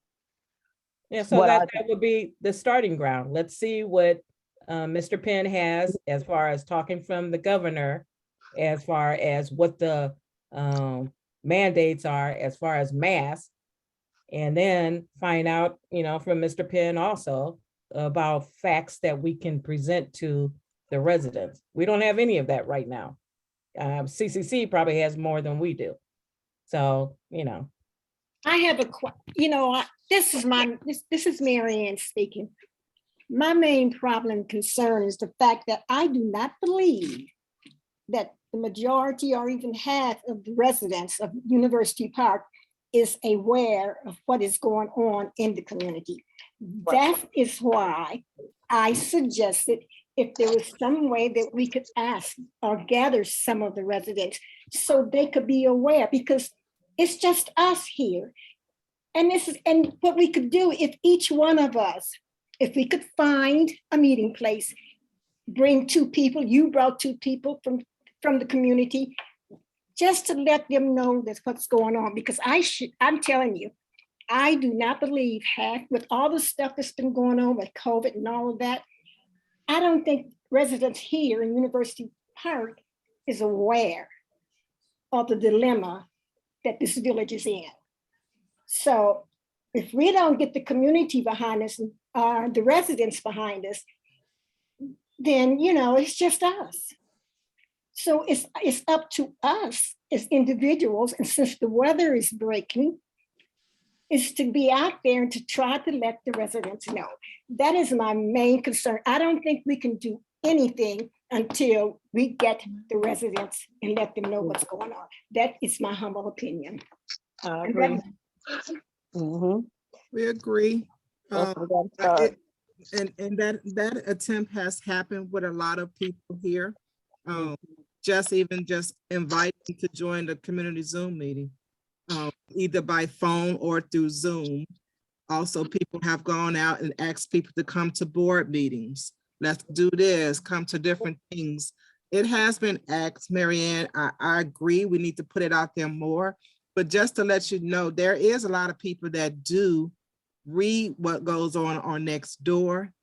We have different comments from different people that send, private messages in regards to things that's been put out there. So how many, not to be rude, not to cut you off, but how many have volunteered? How many people have you gotten to come on? I mean, yeah, we're on next door and all that, but what has it accomplished?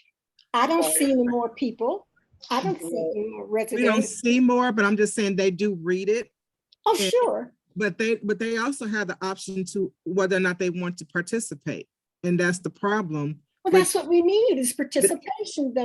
I agree. Believe me, on every aspect that you're saying, we do need participation. We try to get us more participation. We try to get people to come out and do the protests. We try to put things out.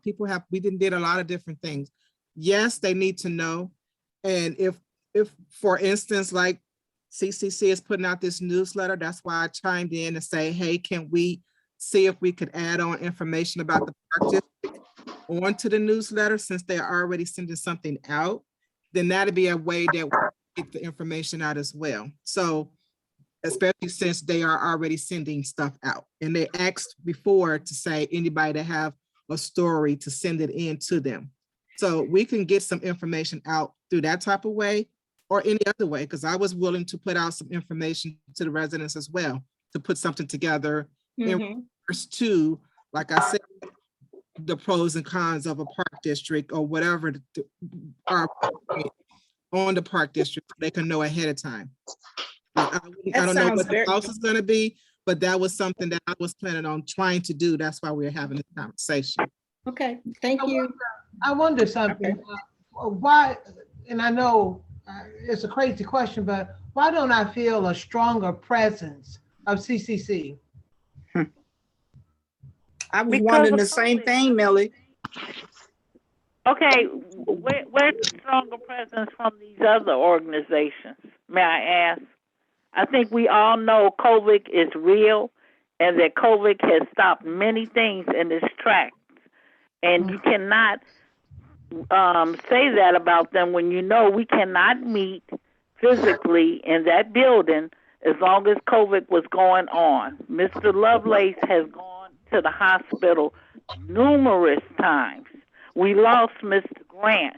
So no one's trying to put their life on the line to get a newsletter out or to reach out to the community. So, I mean, common sense should tell you COVID. That's the number one reason, because before COVID, we were meeting on a regular base. And until this COVID took place, we stopped meeting, but we continue to do just like we're doing here. We have Zoom meetings every second and fourth Saturday, and we are aware of all the craziness that's going on. We talk about it just like we're talking about it. Do you still But have Zoom meetings?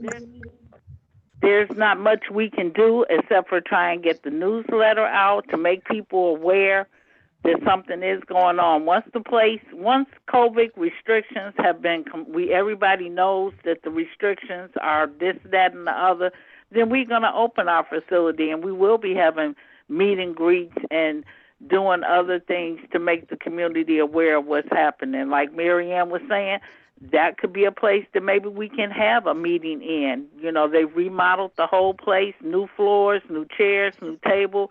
Everything in there is spanking new desks, all of that. So we are, we're not just sitting around twiddling our thumbs. We are doing something. And it's not an election going on right now, so you're not going to hear a whole lot when it's not an election going on, but they are still doing things to try to get things going so that people can be aware of this corruption going on. So the only time that CCC operates is when there's an election going on? No, I didn't say that. That of course is the strongest showing of people showing up, just like when these people run for office, you see them on next door. Then when the election is over, they close down camp. That is the strongest time, but we meet all year round and we discuss things and we talk about it. Are there Zoom meetings going on? Every second and fourth Saturday, yes. Zoom meetings? Donna was on one. Donna, are you on? Yeah, I've attended a couple of them. I attended the one last week and then also the couple weeks before. And I mentioned we had the representative, Robert Ellington-Snipes, that was on there and was explaining to us about the money that our village has gotten, that 400,000+ that we didn't know about. So yeah, we're still meeting, we're still talking, we still have guests. We're doing everything that you're doing on this call, we're doing that. And from the last meeting, I came in at the end, toward the end, but during the last meeting, they stated that they were going to be opening back up the office and that they will be in there this week. I'm not sure which day this week, but I think that's what was stated. Right. I'm just not a part of the communication that they circulate. So, but that's what they stated during the meeting. So maybe that's something, Gina, if you want to put out there when they are open, the days that they're going to be in there for residents to I know that that it was there's a couple of them that are like I want to say Deborah Orr, Mayor Covington, and I forget the other person, I think Miss Shirley, but they were going to be meeting there on certain days because they were going to try and set it up so people that aren't registered to vote, that they can get registered. They wanted to get out information regarding whatever precinct election is coming up, that type of information. It's several things that they're going to open shop for. And so it will be there, people there, they're going to list the hours and times that they'll be there so that people can come in and get information, and they still would be doing social distancing and still asking people to wear a mask. Sabrina, when you get that information, could you put it out there, like on Nextdoor, or you or whoever? That's I'll get Dr. Gonnigan to put it up there. She usually puts any post for for next door. She always is the one that puts it up. Okay, yeah, because I haven't seen anything as the days. So yeah, if you can ask her to post it the days that they're in there and what they actually doing there, like you said, the voter registration, that'd be good for those that want to stop by. Yeah, because Donna, I know if you were on that last meeting, it had got pretty heated. I don't know if you were on that part. I came on the end. It did get heated about that newsletter. It got very heated. Yeah. So, but I didn't know where it stemmed from originally because I came in the middle, but I know it was Dr. Ghana was making sure that anything that she puts out there, she wanted to make sure that it was factual information. So that was part of you all's back and forth. Kind of bumped heads, but I understand where she's coming from, but it just takes longer to get stuff out because of the way, and I understand why she operates the way she does, and no one wants to go to jail, nobody wants to get sued, so it just takes it longer. Who is this? Dr. Gonnigan, she ran against Clerk D she was running for clerk out here. She's the one that brought the grant from Blue Cross Blue Shield for the Kaboom, the $30,000 they got several years ago. She's a resident out here, her and her husband, and she's a professor, I believe, at DePaul University. She retired from Blue Cross, but she's still teaching. Okay. She's our secretary, so she takes care of any newsletters and things like that. She's in charge of that. So are there any potential people that's running that CCC know about? As of right now, no, we don't know any other than these other than the state representatives. We really don't know about as far as anybody running for trustee or mayor or any of those things out here yet. Your doctor friend you just mentioned, she has no desire for a position. Well, she ran for clerk, and if you recall the last election when she ran against D, she only lost by maybe less than 100 votes, and I thought that was really good for her to throw her hat in the ring and give D a run for her money. But she said as of right now, due to some health and other things going on, she's not considering running at this time. If things change, she may throw her hat in the ring, but as of right now, she has no desire to run. So is Vivian Covington thinking about running again? She has no desire to run for anything in University Park. None. Okay, what about Shirley Bolden? Shirley Bolden has not been an active member with us, so we really don't know where Shirley stands at this time. How about Deborah Orr? Deborah does not really want to run. She's still with the League of Women Voters, and she's involved in SEIU union. She does, she's doing other stuff, organizations and things, but she doesn't run for office out here either. How about any other prominent people of CCC? Not that I know of at this time. Has anybody, David Savier is actually a member, but he hasn't said anything. So I wonder, what is CCC's method of trying to even find anybody, or do they do that? We usually wait. Excuse me. We usually wait closer to that time to see who wants to throw their hat in the ring. I didn't mean to choke you. Yeah, you okay? You choked up. Okay, I gotta get some water. Drink some water, baby. It's okay. Yeah.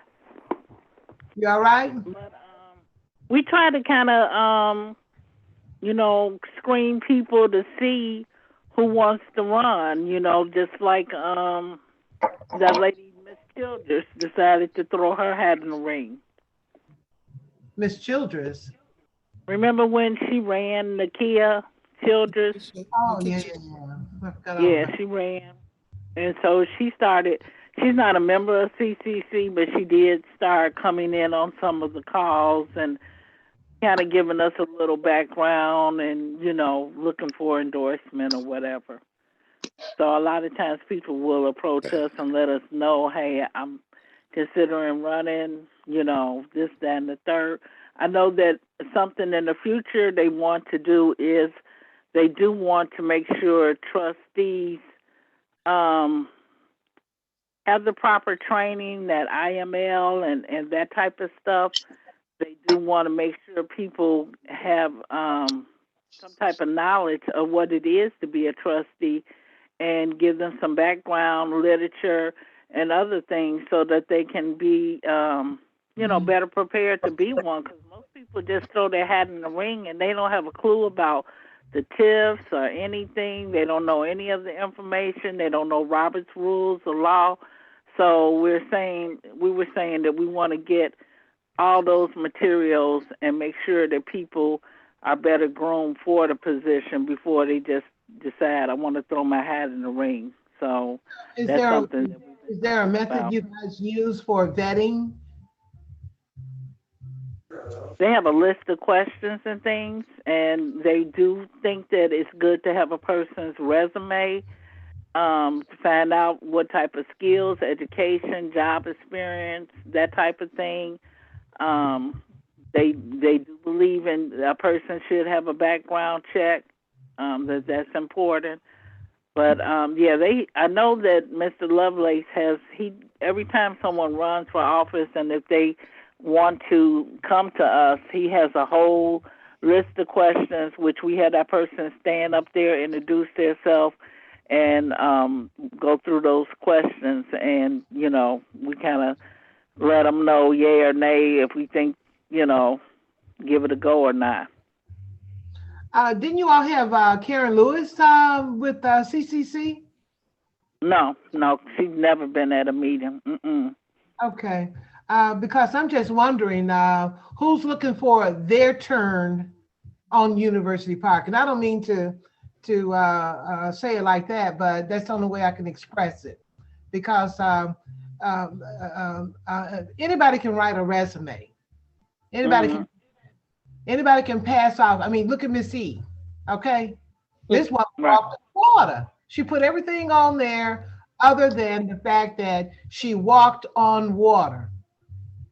Everything. Yeah, I know. And if you listen to her right now, she claims she could do anything. Oh, I've done this and that. And the question comes, what haven't you done? Okay, so when you say people, you all are asking for resumes, and do you go a step further? Do you go out and check and see? That's one of the reasons why I think that Community Zoom would do good in ICU, investigative crew of University Park. We need to, when we hear of people, and if don't nobody on Community Zoom does that, I'm going to do it. When I hear somebody that is going to run or wants to run, I'm going to see you. I see you. I'm going to check you out myself. And I'm going to talk. I'm going to tell. I'm going to tell whatever I find out about, because it's time out for people coming and stepping up and taking advantage of University Park. My dollars ain't that long. And it's enough. It's enough. I tell you, it's enough. Miss E shouldn't have never, ever been here. Karen shouldn't have never, ever been here. And there's a couple of more that shouldn't have never, ever been a trustee. I mean, look at the results. I agree. Even an educated one, and I've known him almost all of his life. He's sad. He is very, very sad as a trustee. He called me embarrassing. I'm embarrassing. He is embarrassing as a trustee. I have the right. I have legitimate right. I mean, I have a legitimate right to be embarrassing because that's what I've grown to. I have to act a fool. I have to say things that I don't want to say out in public about what I see in these people. And he says, I'm an embarrassment? No, he's an embarrassment. Anytime you allow folks all over from everywhere just tear out our parks up, you're an embarrassment. Anytime you get money and and I was with Robin Walker, along with Star Lawson, along with Donna. I was with them when they put that baseball team together. And Tutu got $6,000. $6,000. And that's not to mention other monies he possibly got. And here I saw where Robin, the president of the baseball, had to pay $2,500 to take care of Craig Park when it belongs to the village.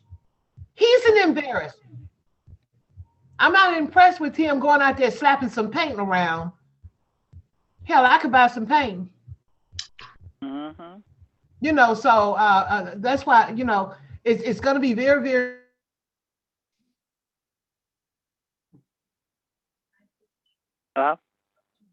We can't hear you now, Mildred.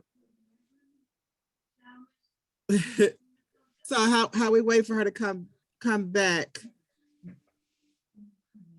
Donna, we still can't hear you. Oh, there you go. Donna, you're gonna have to fix this thing. I don't know what's going on with you. I don't know why I keep going out like that, but I'll check it out and see. Okay, but if you want to run and you're legit and you're right, your T's are crossed and your I's are dotted, come on, I welcome you. But if you ain't right, I'm gonna be on your ass like white on rice. Oops. That's all I have to say about that. Because I'm serious about this. I'm sick and tired of living in this village and it looks like this. And everybody wants a turn at screwing us. I'm sick and tired of it. I'm sick. I'm fed up. Fed up. Yeah, well, hopefully all the organizations here in University Park work together and try to make it better. I just wanted to put out there, do anybody else have questions or comments about the park district, the pros or cons or anything like that, to make sure that we can get everybody's comment in regards to the park district? I'm interested in this gentleman here, African American Improvement Association. Hello, sir. How are you? I'm doing well. How are you? Real good. Who are you? Good. Well, I'm Robert Ellington-Snipes, and you have to excuse the dress. I'm generally in a suit and tie, but unfortunately, fortunately now I have to move from place to place to get the final signatures for Robin Kelly and also for Senator Patrick Joyce. But I am the individual that is running for the 79th District State Rep. You what? I am the gentleman that is running for the 79th District State Rep. I currently serve on the Kankakee County Board. I'm the senior member, not by age, but by years served.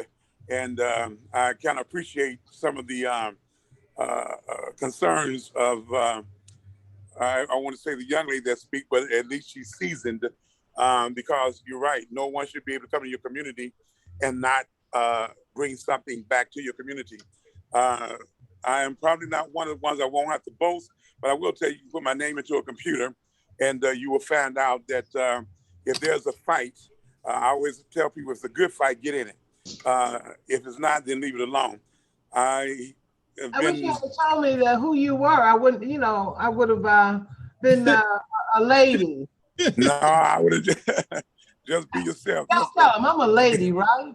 Yeah, you're a lady no matter what. It ain't what you wear, it's what's in your heart. But I wanted to reach out to University Park. I know Mayor former Mayor Covington. I knew her before she got in office. A good friend, and she kind of navigates me across the way. She knows my work as far as helping the indigents, and I believe she was on the line when I told you all about, or if you all were in the Will County, or if you were in one of the other meetings that I was invited to, was about the opera funds, because you have a lot of money up on the opera funds. You don't want those dollars going away. That's money for your community that's been earmarked. Now you have government trying to take it and use it for other things, and certainly they can do that. But at the same time, it was designed for the poor and dispossessed, or those communities that are struggling, for businesses that's there, for non-for-profit organizations that was there. And so you want to make sure, if you go ARPA of that COVID Recovery Act, you want to make sure that the people or the businesses in your area are getting a bite or a piece of that pie. That's not their money. That's money that's been disseminated to all of government into the billions of dollars, but certainly you all are probably getting several million. Like I think Kankakee got 14.3. Our county got 22 point something million. So you want to basically get those dollars that are opened and that has came into your community. There's other dollars that fall, and that's where you have your representatives. Technically, if you're in government, you should be a person that is networking with the community. And I find that's not the case all the time, especially when I got to be the first person to tell you that there's money available. They should have told you. And not so much that you got to read the newspaper, hear it on the news, but you should know that from your state, your representatives, from the federal coming all the way down, and your local government should, because they've gotten that money. It's in their pockets or in their pocketbooks. The community pocketbook is what it's supposed to be. So if there's like concerns, you'll find out with me. I'm a lifetime member of the NAACP. I'm a civil rights member. I won the Dr. Martin Luther King Lifetime Achievement Award. But all of that means nothing. That's just the emblematic of people recognizing your work. What village are you from? Excuse me? What village are you from? I'm out of Kankakee. Yes, I did. So if anybody is, I'm out of Kankakee County, and so we're not, the villages that I have associated with was Hoskin Park. I'm not their representative, but we move money into those areas because, as they say, Pembroke is supposed to be one of the poorest, but not poor as far as poverty is concerned. They might be economically disenfranchised, but one of the things that we have to look at is money comes to your county, money comes to your village, money comes to your city. You have to take advantage of those because it looks like they might not be telling you, but you're entitled if you meet those simple qualifications. So the first thing I would encourage you to do, if you haven't already done, is to go after those opera funds. The other thing I would tell you is that you could always reach out to me, even if I'm not, whether I'm in your community or not. The very fact that you're African-American means that we have to stick together, and we have to also help one another. Because I'm not only here, I was in Chicago when they marched with Jesse and Bobby and Bobby Rush and Danny Davis when they marched. But at the same time, we got to do some marching in our community, especially when you're saying, hey, my community, people not taking care of my community. That's I'm gonna say it's their job, that's their responsibility. If you're going to build University Park, two things I would tell you: don't be afraid to ask, and if somebody is not doing what you ask them to do, then your vote is your voice. Take them out. Well, sir, please tell our mayors that. Please let them know that. I'm reading about them in the newspaper. I'm almost like, I don't know what is going on, but I do know this. If you need help, if you can't reach out to them, there's a way that you can, you have the public speak out portion of your forums. That community has to speak up. It has to speak up and it has to speak out. If you're going to get anything, you cannot be afraid to stand up. It looks like you have that tenacity to do just that. And if there's some power weight that you need behind you or whatever, give me a call. We will, outside of doing this, I am the president of the African American Improvement Association. I also sit on Community Action Agency here. I'm the president of the board. So I have, and then I'm also the Kankakee County Housing Authority. So where I might not be right in University Park, though I have people in University Park and Park Forest and Chicago, and I'm also in the churches. You'll find that if you come to Kankakee and you mention my name, if nobody know my name, that means they just got here. I'm a fighter, and you'll tell me. Now, I fight when I'm right, but when I'm wrong, I leave it alone. And I'll tell you 3 things about me that you'll know. When I spoke at the University of Illinois before the county councils of Illinois, I told them, in order to be a good politician, you got to lie, you have to beg, and you have to steal. So a young lady said, all you politicians do is just lie, beg, and steal. But I told her, in order to be a good politician, you got to lie, you got to beg, and you got to steal. I've come to the conclusion that as a good politician, I have to lie awake at night, going through countless of documents to sustain or enhance people's quality of life. And then I have to beg, because when your programs are defunded, you're coming to me to basically be that catalyst or that conduit to go back and begin to beg and get those funds restored into your community. And then I have to steal, because if you're going to be a good politician, you got to steal. You got to steal time away from your family and friends and attend all of these events that folks have or whatever. Go like Friday, I got to be playing for a young student of mine that died at the age of 15 to gunfire. So you got to steal time away from what you normally do to accommodate you. So anytime a person says you lie, beg, and steal, I tell them, you're right.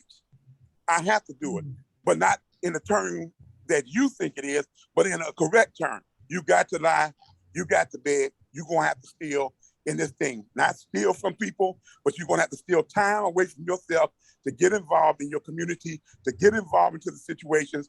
And it used to be the churches would have a pulse on the community, but as we know now, COVID-19 has kind of dispelled that, people watching it on Zoom.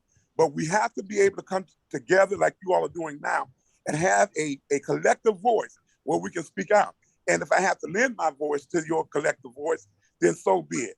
But the thing is that if you're standing for right, I'll be up on your side. I tell people if you're all for wrong, then I got to leave it alone. And look like you all are you're frustrated, and that's a terrible state to be in, because people that you have blessed to be into your representatives look like they have divorced you until it becomes election time.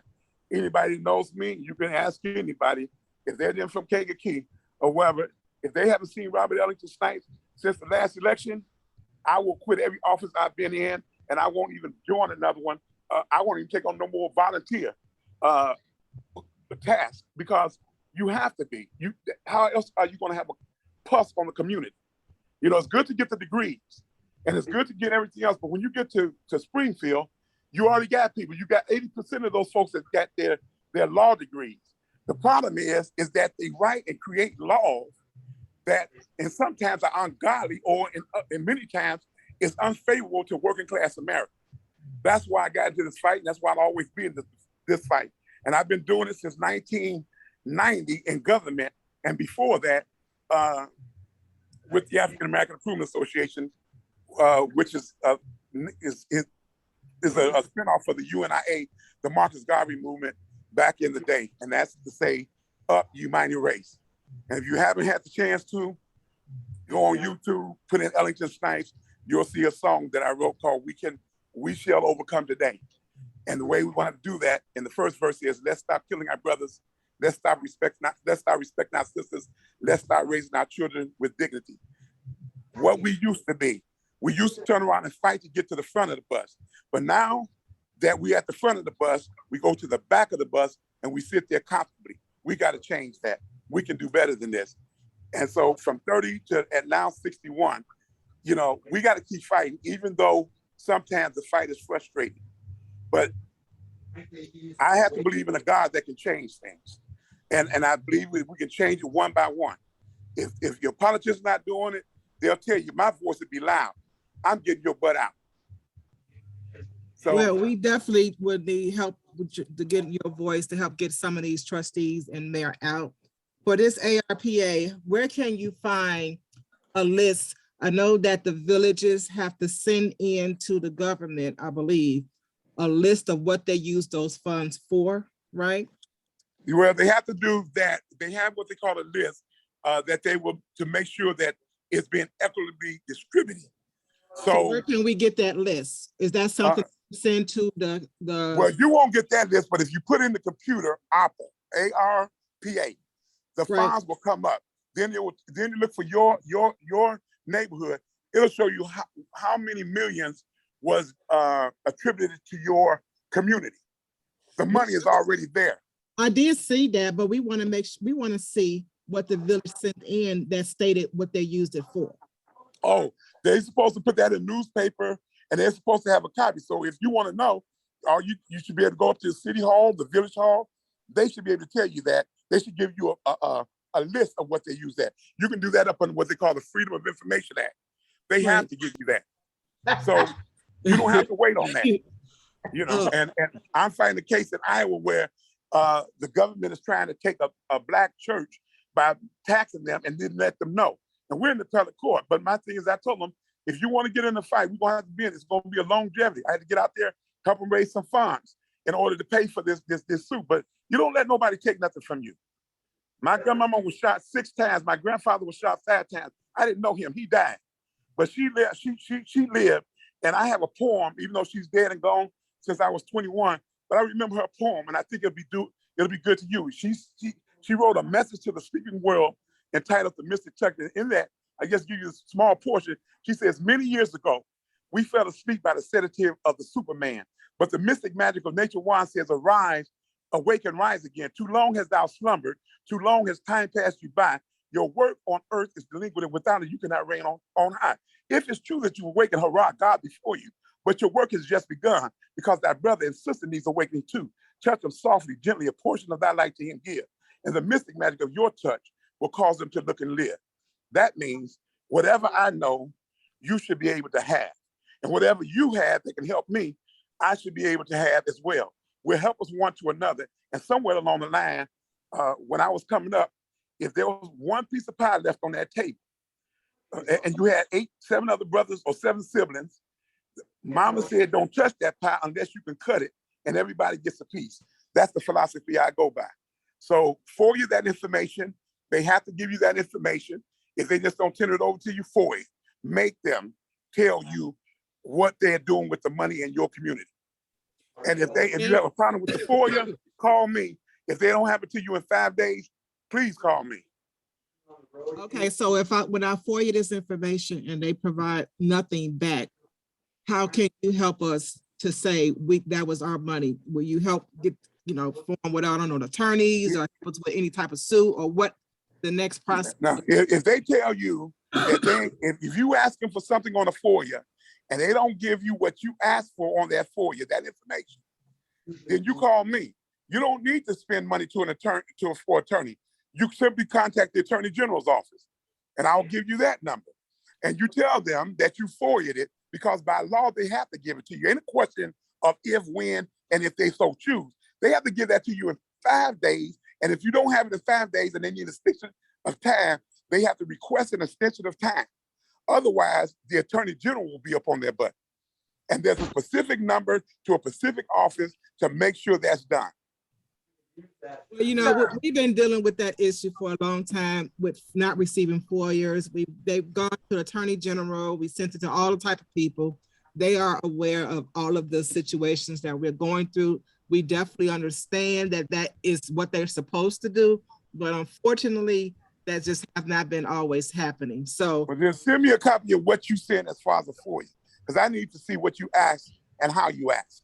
And so therefore, then I'm going to send you something back to ask. And if they don't respond to that, because I don't see where the Attorney General is not going to respond, because they respond to me like a household name, because I challenge a lot of the stuff that's going on from school boards to the city, to the county, and I have yet. Now, one time they kind of slowed up on me.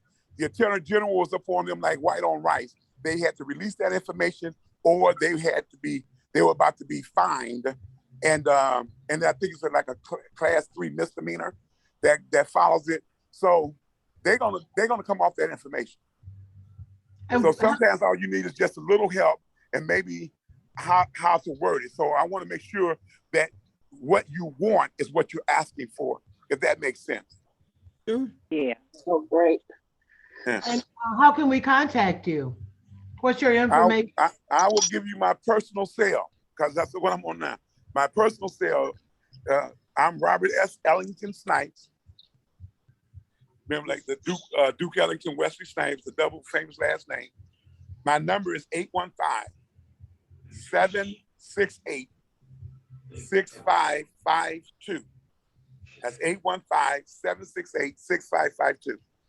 And then tell me who you are, because I get a lot of calls from individuals. So tell me, say, hey, Snipes, I'm from University Park, and you talk to us, and you said this, and I'm going to respond to whatever number is there, because it'll be on my cell phone. If I'm in the mornings, I'm dealing with education. In the evenings, I'm a lot of times in the meetings.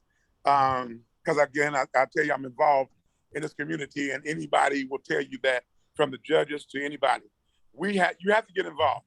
And if somebody is stopping you from getting involved, then if I got to bring my big mouth up to your board meeting, to your village board meeting, then I guarantee you, we're going to do it. But when I do it, we're going to come collectively, and we're going to turn around and address the issues that you basically want addressed. Now, they don't have to answer you in that particular meeting, but they have to listen to you in that particular meeting, and then they have to respond when we request a FOIA. And by that time, they'll get tired of you doing it, so they're just going to simply start responding to you.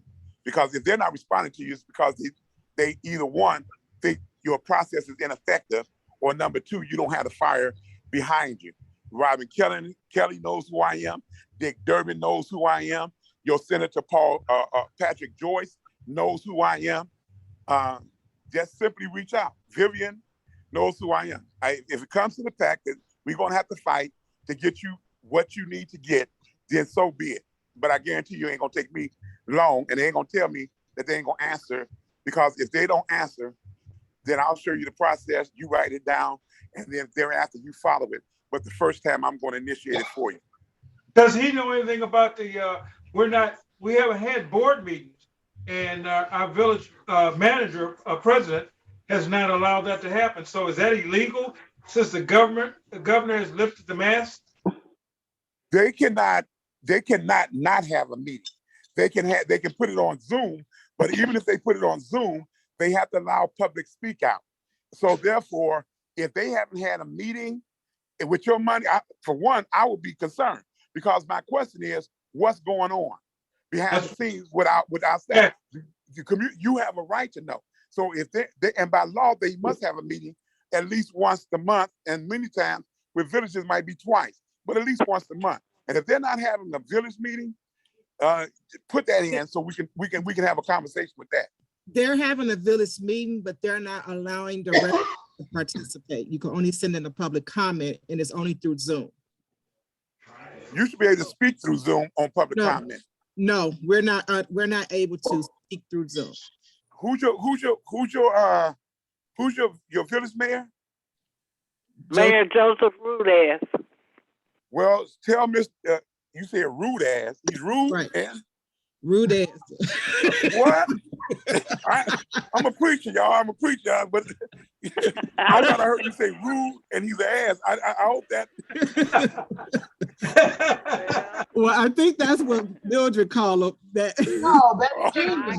That's Oh, you know what that is? That's Gina that I call him said that. Sloppy Joe. Right. I say ruled as AZZ, but yeah, Right. it's Yeah, the that's same Gina. definition. So yeah, his name is Rudez, but yeah, Mayor Joseph Rudez. Okay. Well, hopefully I don't meet his cousin. You say the AZZ is the end of it?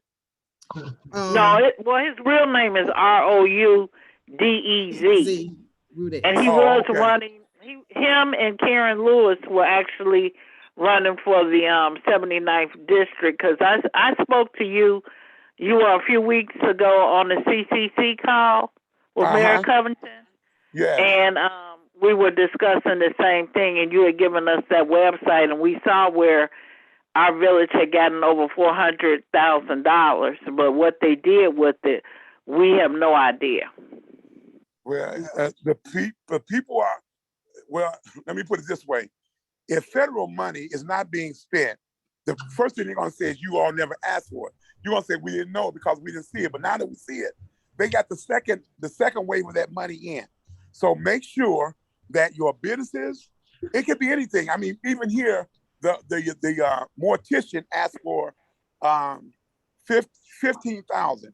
So the county, because he's in the city, the county said we're going to give you $7,250 and go to the city and ask for the other $7,250. So you can literally ask for a lot of things that you need in this COVID relief fund. You got to ask. Stated that when I looked at the website, it stated that they don't receive the second disbursement until it was a year later. Until when? A year after they received the first disbursement. So they should have it coming up about now. The first one was sent out in September, so it should be, the next one should be this coming September. Oh, they waited that late? Okay. So then the second one will be September. So that means you're right in time to ask for money for the first half and be ready to ask for some more for the second half. If you got youth programs and other things that you're trying to do, if you got buildings that need to be put together in order to have whatever, some type of community thing, whatever it is for the good of the community, and if you're a 501c3, if you are a non-for-profit, or if you are just a business, a black business that's just maybe you need to get a new refrigerator or freezer or whatever. How about a traffic light? How about a traffic light? Traffic light should be a part of their capital funds. So it should, if that traffic light is out, they should be fixing it. Or are you saying that you need a traffic light in a certain area? No, it's broke. It's broke. Then that ARPA money should be going to fix it. So request it. Yeah. So we can send in a request. You're stating we can send in a request saying, I'm requesting, for instance, $10,000 for our nonprofit organization to do this. To do something right. As long as it's benefiting the community, youth, or something of that nature, you should be able to come after it. And you have to identify what it is you're using that little $10,000 for. It could be to increase broadband or to students that don't have access to the internet. And even though there's some low costs there, you might not have enough, or it needs to, because they might have 6 or 7 folks in the family, they don't have enough. They just got the bare minimum, and you need to increase it. You determine what you ask for, and they'll try to say they should have had something where they said this is what you can ask for, and it has to be up under one of these categories. But I do know that your non-for-profits, I do know that your businesses and other things qualify. And I see that government's taking a big portion to pay off some stuff, or claim that they had lost revenue in the area, like the PP fund, and they need to they're sending money to that area. But make sure that the community benefits from that.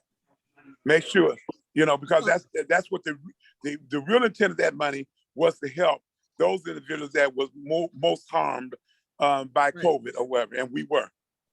You hear that, Robin? So when we send in, we're gonna send in, because we were on the baseball organization, and it is a nonprofit 501c3. Right.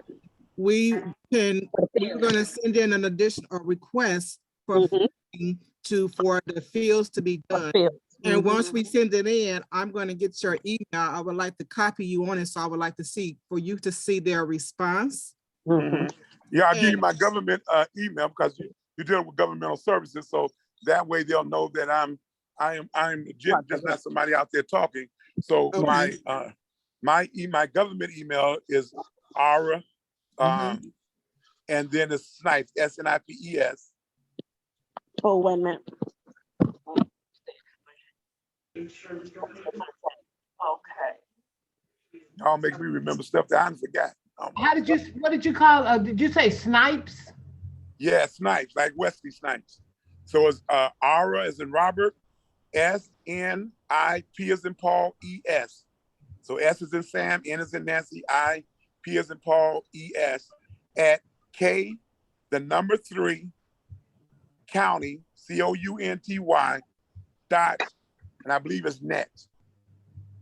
See the net or org, but I think it's net. Okay. But So and even if it doesn't come to me, if it's org or net, and you just go to Kankakee County website, look under administration, county board members, and you can click that. It'll probably be a picture of me on there. You can click it and email me right from there. And it should give you my email address as far as that's concerned. Would you spell your last name again? Yes, yeah. It's same as Wesley Snipes. S as in Sam, N as in Nancy, I as in Illinois, P as in Paul, E as in Edward, and S as in Savior. Oh, okay, Snipes. Okay. Snipes, yeah. Okay. Well, we definitely gonna send that email over to them and copy you, so you can see the response that they give us. And let me just recite this again. R Snipes at county.net. At K3 County. K3, put the K with the number 3. And you're Robert S. Ellington-Snipes? Hyphen Snipes, yes. Right. Okay, I found you on the internet. And that's .net. Or .net or. Yeah, I think it's .net. I don't think it's .gov. I think it's .net. So contact me. You can go to the county website. You'll see my picture up there. Click on it. It sends me a direct email. Just call me to let me know that you have, because I have, as you realize, if you are in the community, you get a lot of emails from a lot of people wanting a lot of things. That goes from white, black, Hispanic to Asian Island, the Pacific Islanders, and others. I have to say, you're a breath of fresh air. How did you come to know about the community Zoom? Mrs. Covington told me about it, and somebody sent me. Well, no, someone sent me an invite, but it wasn't working. So I reached out to Mrs. Covington, and and I sent her a clip of it, and she sent me today a copy back and said it would be today, because the person that sent it said March 1st, and that was yesterday. And so it was, but they said Wednesday, and that's today. And I know today because today is my mother's birthday. She died when I was 11, but not before she got us out of the projects of Chicago, because I come out the Robert Taylor home and we moved into our own home in Pullman. And then when she died, I became part of the Fab Foster family, and I didn't know what that was before. And so as a result, my sisters have stayed in Chicago, and we went to a farm. So thus I said I went from poverty to prosperity, because my mother graduated summa cum laude from the university with 8 kids. So, and I always remember in the paper, I have the clipping to this day, it said that my children would outdistance me. I'm glad she did not say outperform me, because I don't know what it's like to have 8 kids and to be able to graduate summa cum laude. She had gotten a job with the Ford Motor Company as the first Black woman in 1970 at $30,000 when she was making 6. So I was moving on up, but we went from poverty, prosperity. When she died, Then I went to a farm, a plantation. Then I went from the plantation to public service to politics, politics to now preaching. So I have all the Your astrological sign? What was my what? Your astrological sign? I was born June 25th, 1960. I am a Cancer. And Mr. Snipes, I was the one that sent you over that information. But thank you. But then also we have the candidate forum. The candidate's going to be on next Wednesday, the 9th. Is he invited? Okay. Is he invited? Yes. So Yes. Maybe he got maybe the dates was mixed up, but it's for next Wednesday. But we're glad that you joined this Wednesday so we could talk to you extensively and get a little more information of who you are and what you're all about versus being on with the other candidates. So I'm glad you did join. I will be down into University Park is a hot skip and jump because I go up to Country Club Hills. My sister lives there. Bless you. How you doing? My sister lives in Country Club Hills, so I go past you and I go through there all the time. And my goddaughter, I was just there for they didn't have their graduation, but she graduated with honors from the psychology program at Governor State. And matter of fact, the lady at Governor State, that was she was a board of trustees of Governor State. She is our accountant at Gardner Prayer Youth Center. We're the largest African-American owned agency in Kankakee County. We employ about 70 people. So Miss Maloney, right? Miss Maloney, that's my sister. Yeah, that's my mother. My mother's the chaplain of the Gardner Prayer. Oh, she is? What's your mother's name? Rochelle Fulcher. Oh, yeah, yes. Yes. Yeah, if you come to Gardner Prayer, you're just family. You become family. So that's why people stay there. We're family.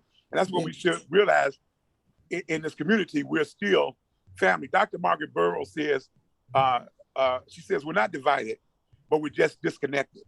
And I believe that we need to start plugging that plug back into the wall and start connecting because we have grown so disconnected that, the youth is doing their thing, the grown folks are doing their thing, the older folks who think they're young folks are doing their thing, and then the wise ones, the few of us that's there. I don't call myself a senior citizen, but I call myself a seasoned citizen.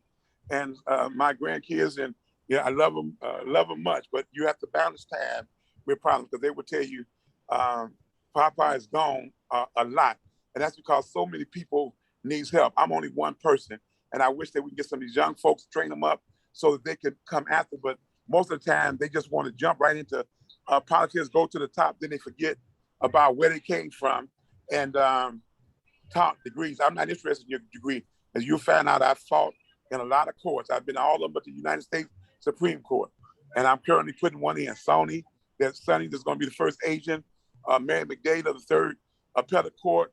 I was on her campaign. And now Mary Kay O'Brien, who's going to the Supreme Court. And the first thing I asked her, will you help the poor and dispossessed?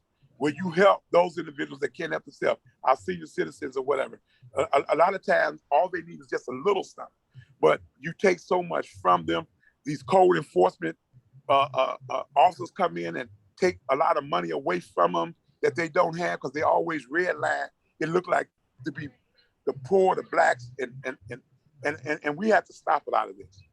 And a lot of times it's people like Jeremiah Wright said, all my color ain't my kin and all my skin folks ain't my kin folks. We have to understand that if we put people that look like us in place and they decide to get a heart transplant, then we need to turn around and devoid them of being who they are, a Kebelan people, because the Kebelan is who we are. We are Kebelan, Alkebulan. When you put that in the computer, you will find out that was the original name of Africa. It means land of the blacks, the Garden of Eden.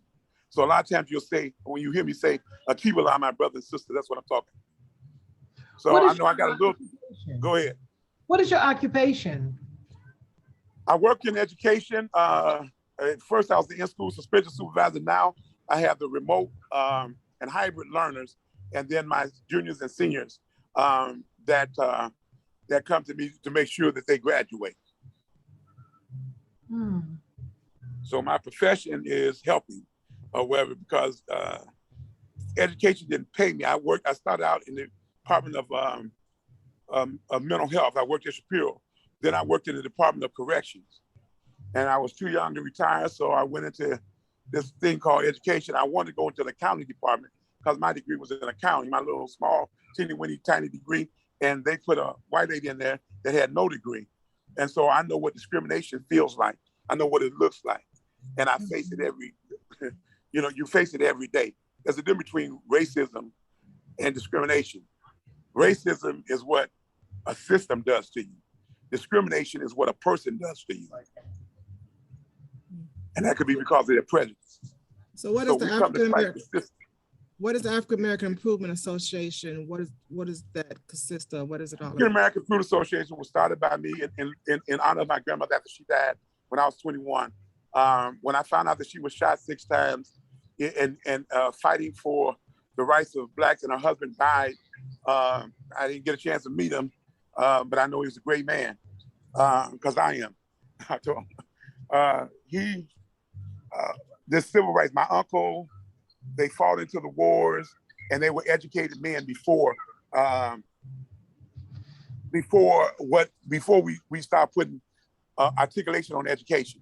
My uncle Sonny had a master's in electronic engineering. He was the first Black professor at DeVry IT Tech that they had there. The problem is they wanted to use his formulas, and when they saw the name Ellington, they thought he was Black. I mean, he was white. So they had his sign up to the front. They moved it to the back when they saw that he was Black. And so he took his little, he left his name plate there, and he walked out. And he says, if I have to be moved to the black, then that means what I have to offer is not. Then they say, well, we'll let us pay you. Say, you won't pay me for nothing. So what I've learned a long time, as my grandmother said, you don't bow your face to a white man. You look him directly in the eye and let him move his eyes first. So if you deal with me, most people will tell you, I was just on the NAACP forum that argues the pros or cons of whether the dream is still alive. The dream is a seed. And what you do with that seed is important. Either we can plant it and let it grow, or we can kill it. And so I don't believe in killing that dream. I'm going to keep adding to it. And if a lot of us that believe the same way come together, we can change some things. And if I have to do so, the African American Improvement Association fights for the betterment of African American people, or Black people, or Keeler people. Okay. However you want to say it. But you have to have some melanin in your skin. So we're not the NAACP, where I'm the National Association for the Advancement of Certain People, even though I'm a lifetime membership, because down here, they feel so good because they got all these white people. But I tell them, do you know white folks don't join organizations like the NAACP unless they want to have an eye and an ear and a pulse on your organization? So, and then they say it's an association of whites and colors so we can join. So everybody gets the crowd just because they got a white person in. Not me. My thing is, I don't care if you're white, Black, blue, or Gentile, or whatever. This organization is a membership for Black people, and we're moving out. And remind yourself, when I say we're fighting for Black people, it doesn't mean that we don't interact with whites. We can help them learn how to better address, how to get along with, how to funnel money to Black people. We're not strange people. We're very intelligent people. I ain't seen a Black person. I tell them Black people do not like money. I know that sounds oxymoronic, and I tell my students, Black people don't like money. And the reason I know that is because when I pull the statistics, it shows that Black folks spend money. Black folks like what money can do. If they just like money, they would just put it in their closet. But they like what money. So money becomes a medium of exchange to get what they really want. So they don't like money. They just want it to get what they want.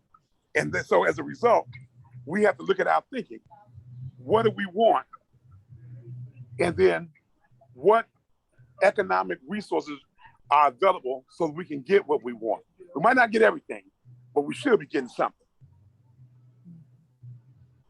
Okay. Well, thank you. But if you want to go to African American, I mean, the site is up. I'm redoing the site, so it might, I think it goes off tonight. It was up a year. I'm redoing it, and it'll be back up in about a day or so.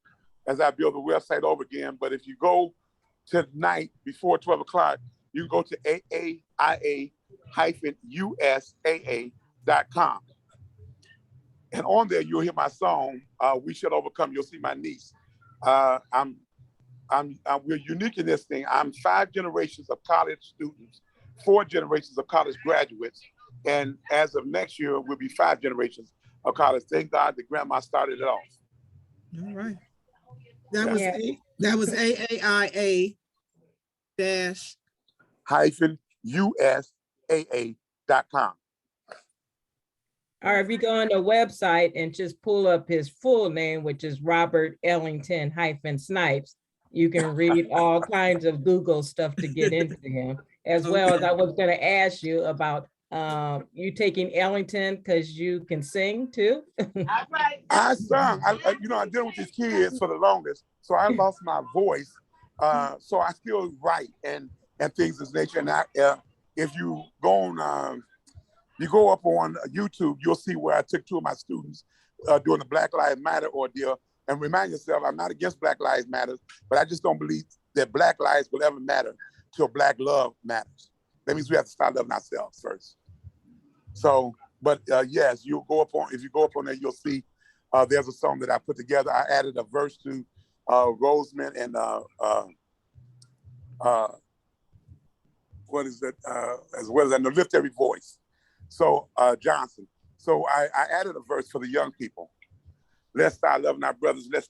No, that's my my song. But the 4th stanza to the Lift Every Voice, they've been singing, and so I did it during the Black Lives Matter thing or whatever, and you'll see that I'm a person that believes that Black lives will not matter until Black love matters. We have to stop killing one another. We have to start loving one another, and until we start doing that, we are our greatest genocide of people. Okay.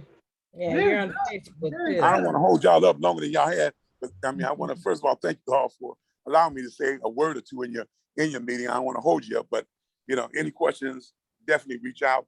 I have no problem with talking. I preach and I do a lot of other things as well, but I just started the preaching business because I ran for 40 years because I told God, unless I preach the word and not doctrine, there's a big difference. The word and not doctrine, I will not preach. And then after 40 years, I had to say yes because the good Lord, there was a song that I used to think was the worst song in the world. My grandmother took us to she was Baptist, took us to Baptist church, and even though I play for the Church of God in Christ now, but they had this song talking about, Father, I stretch my hands to thee, no other help I know. And then they waited, and that song took like 5 or 10 minutes to get through, Father. But when I was in a situation and it looks like they said, you were having a heart attack. I said, when? I didn't know about no heart attack, but they said, you're having a heart attack. I realized that those words, it became so meaningful because that I hated back in the day, Grandma and them still instilled it into us. And that was the first thing that came out, in my 50s. And when I said, Father, I stretch my hands to thee. So sometimes we're going to have to stretch our hands to the Father and say, God, no other help I know, which means we're saying, God, we're going to stand back and let you do it. We're going to shout like Miriam shouted. Moses even sung and the children sung behind him. So sometimes our song can bring down houses, not because of the lyrics and the words, but because of the power of God behind it. So if you got some God, and the Bible tells us if 2 or 3 come together, oh, we got some power. So my thing is, don't worry about man's power. Understand that when you utilize God's power, we can make some of these walls drop. Well, thank you. Amen. Amen. Amen. This man got my mouth zipped. I can't say nothing. Let me stop talking because I'm a person. I can go on. I've been in this fight sometimes, so I don't talk about a fight because I can tell you I've had the bruises in the fight. So and I've fought with others. So I've been in it a long time. I can, I ain't gonna tell somebody that I heard what somebody said. I've been in this fight, so I can tell you about this fight.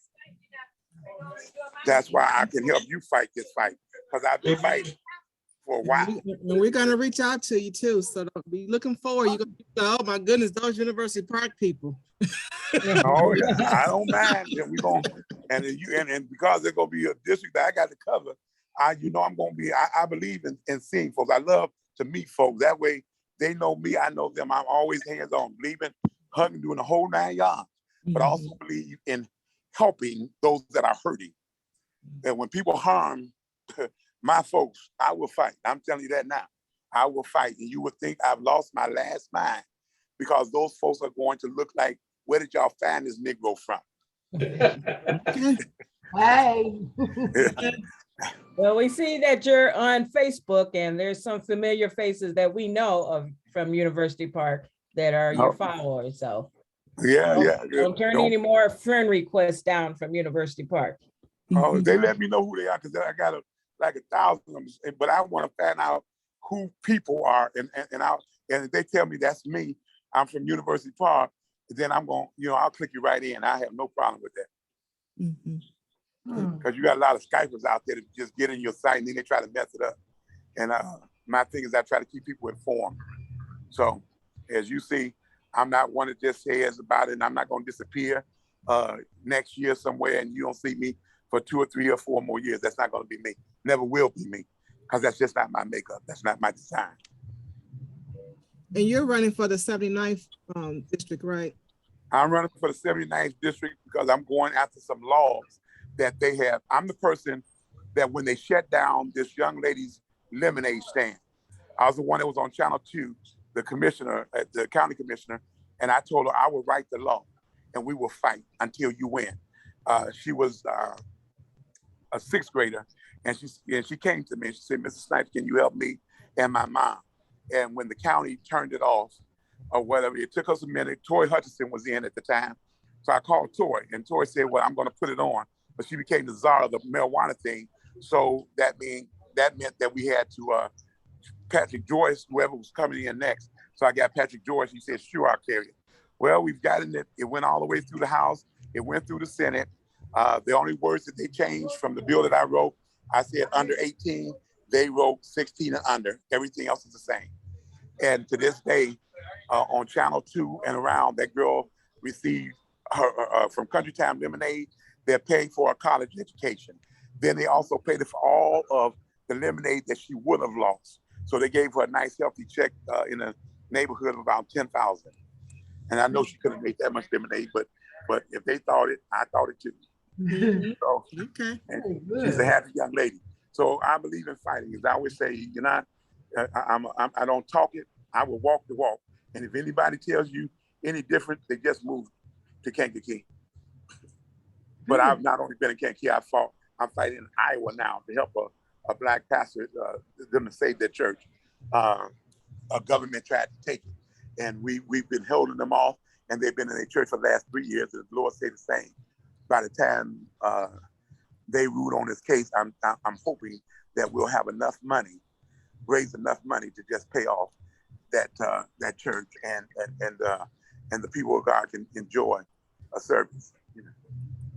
So, can I ask you what part in Iowa? Because I was raised in Cedar Rapids. Davenport. Yeah. Okay, Pastor Livingston. Okay, that was if you right call next. Pastor Livingston now, Pastor Livingston was I just happened to, we had a meeting. It was a meeting, and I just happened to look at my emails because they were saying it was a district meeting and they wanted everybody to be there. So I happened to look at it, and then in there they said Pastor Livingston needs pray for Pastor Livingston because they are coming out this church. And when I called Pastor Livingston, I said, what's wrong? And he told me what government tried to do, what they were doing. And when I got up in there, the lady decided, I told them a FOIA. The lady said, well, in order for us to do the FOIA, we have to pay our people. So for the information that you are seeking, it will be $18,000. So when I heard that, I told the lady, I said, listen, I don't know who you've been fooling or who you've been listening to, or if they ever did a FOIA, but you're going to jail. Now you can call anybody in Iowa. I don't know Iowa, but you call anybody in Iowa, and you will find out that has to be free information. And if you was going to charge them, the first 50 pages are free. We haven't asked for 50 pages. So when she checked with the powers that be, they had that information in his hands the next day. Yeah, Wow. I'm right next door. I'm in Cedar Rapids, Iowa. I was raised Cedar there. Rapids? Okay. If you know Pastor Livingston, just give him a call and ask him, say, Pastor Livingston, Mount Calvary, I believe, Mount Sinai, Church of God in Christ in Davenport, Iowa. You call Pastor Livingston and say, does that Snipes guy, can he move mountains for you? He'll tell you no, because he'll tell you, and like I told him, I don't move the mountains, God does. You're right. He just used me as a vehicle to go and kick it, the mountain that we need knocked down. So well, he made it possible for you to find us. So thank you for coming. and sometimes that's why God plants the seed. Maybe it was for this, for such a time as this. So whatever I can do to help you, whatever little knowledge I have, believe me, I share it. You don't have to pay one dime for it. Excellent. If I got it, you got it. Thank you. Thank you. All right. Good, very good. Okay. Thank you, sir, for joining in on this Zoom call. I'm speechless and very, very impressed with your knowledge. That just comes through fighting. Believe me, when I heard you speaking or whatever, I couldn't help but to smile and energize. I said, Lord, is this another fight that we got to get into? Or whatever, because I saw the frustration. And that's why I stayed. And I thought I had missed it. I came on because when I received the thing, I was on my way to Aroma Park to have this lady notarize this stuff so I can get it out to the senator and to Robert Kelly over in Park Forest. And some said, just click in. And I clicked in what she sent me. And thank you all for inviting me into the meeting. And do know from this particular point on that you're a family. So that's how we move. Okay. Very All good. right. Very good. Thank you. Thank you. You're definitely welcome. Any other questions, comments, or concerns? And if not, I'm going to get out here to Aroma Park, but I want to make sure that if there's any questions, comments, concerns that we'll answer, I can point you in the right direction. If I have not, feel free to put my name in any computer. For some reason, the computer collects information on me, so you'll know. I'm not afraid. Sometimes I'll run against a person knowing that we don't have the power to win, but we're able to now articulate our views. And so that I won't have to run again, they incorporate them so that we don't have to. So there are several kind of ways that we fight to win. Now, that's not what I'm doing for the 79th district, because I've asked them, it was 70% Republican, 30%. Now they have made it where it's almost even Steven. So that's why we're running. And we want to make sure that the people are being served, whether I live in your community or not. And if you're part of my community, but even if you're not, and you're having a problem, if there's something I can do to help you, I want to do it. I use that mantra, if I can help somebody as I pass this way, then my living will not be in vain. So how many seats are open with that 79th district? All of the seats are 1 through it's 118 seats on that for the representatives, and there are half that for the Senate, the Illinois Senate. So, and how they cut the districts up, I think you all were in another district before, and but now they cut it and slice it in so many ways. I know I have University Park. I have about a third of Park Forest, and it tips Cook County. But Cook County has their own people. I know Tony Prewinkle and a lot of other folks is in Cook County, but I like to help downstate because Chicago has its power base where the rest of them don't. Well, who all is running against you? Sorry. Against, right. Yeah. Well, the mayor of University Park was running, but there was some stuff that came out on him. So he's backed out the race. He's running Karen Lewis. Now, I thought the Karen Lewis I used to work with is not, because she died. She was over the Chicago Teachers Union, that right. Karen Lewis. And so I was thinking, well, how they getting Karen? Is this her daughter or somebody? And somebody said no. So I don't know who this Karen Lewis is. I just know, and I don't speak ill of any individual because I'm not running against anybody. As I tell them, I'm running for the 79th seat. So everybody's welcome, because we need people in there that can do. If I thought they were doing what they need to do, and if they could challenge the power to be, then I wouldn't be running, because I've helped many of them. Lisa Dugan, when she was there, Kay Clunan, Phil Novak. I was there. I worked. I was on Carol Mosley Brown's campaign. Paul Simon with Barack Obama. If you go on there, you'll see a picture of me with Barack Obama. I said, "Is this a fight you want to get into?" He said, "Yeah." And we pushed him. He was out here. Danny Davis, I was with him when I first got on the county board. Didn't know what it was. Him and Iceman, Jerry Butler, kind of took me up on the wings, because I said, these white folks ain't teaching me nothing. And I said, ignorance needs to be educated. And so I want to find out what I can do and how can I do it. And from that is the rest is history. And then Danny Davis had was a little organization that we were a part of. So who else is running against you? A Sloan girl that's a trustee in Park Forest, and there is it was supposed to be a Karen Lewis, but I don't know who it is until everybody gets their paperwork in. So when they put their paperwork in, then I'll know, because that means you sealed the deal. Okay. So have you put in your petitions? Have you turned in your petitions? No, ma'am. I'm still collecting signatures. I can get up to 1,000, and I want to get as close to that as possible. How many needed for that? You need 400. 400. But you need 400. But then if you just have 400, somebody's going to challenge your petition. Right. And if one thing is wrong, they can kick you off. So what I'm doing is getting as many. I do have Mrs. Covington has it. What they call it in the mail, that not express mail but priority mail. I sent her some of my petitions. So and I told her that if I have to wait till the 4th, because the last day you can do it, first day is on March 7th, last day is on March 14th. I prefer to do it on March 7th to get the signatures, but if I have to wait till Sunday, then I'll drive down Sunday after I play for the 2 churches that I play for, and then I will make sure everything is straight so that I can file it that Monday, which is the last. You say if there's one mistake, you get kicked off? You say what is that? They can challenge that signature.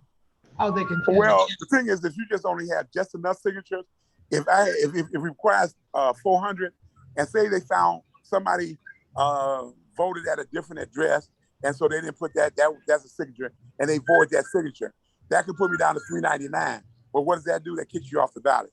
So most politicians are going to get more names than what they need. So therefore, if they found like 40 signatures that was bad, you have 40. But I ask my people, make sure you ask if they're a registered voter, and then we'll check, so that way all our signatures are solid. And did you say what was the reason that Mr. Rudez, they found something on him? What was their reason? Do you know? I sent the link to why he bagged out. I guess it's something with his record that they was about to bag him, and then they bagged out. So, and I guess it went from an article from the city news that they had.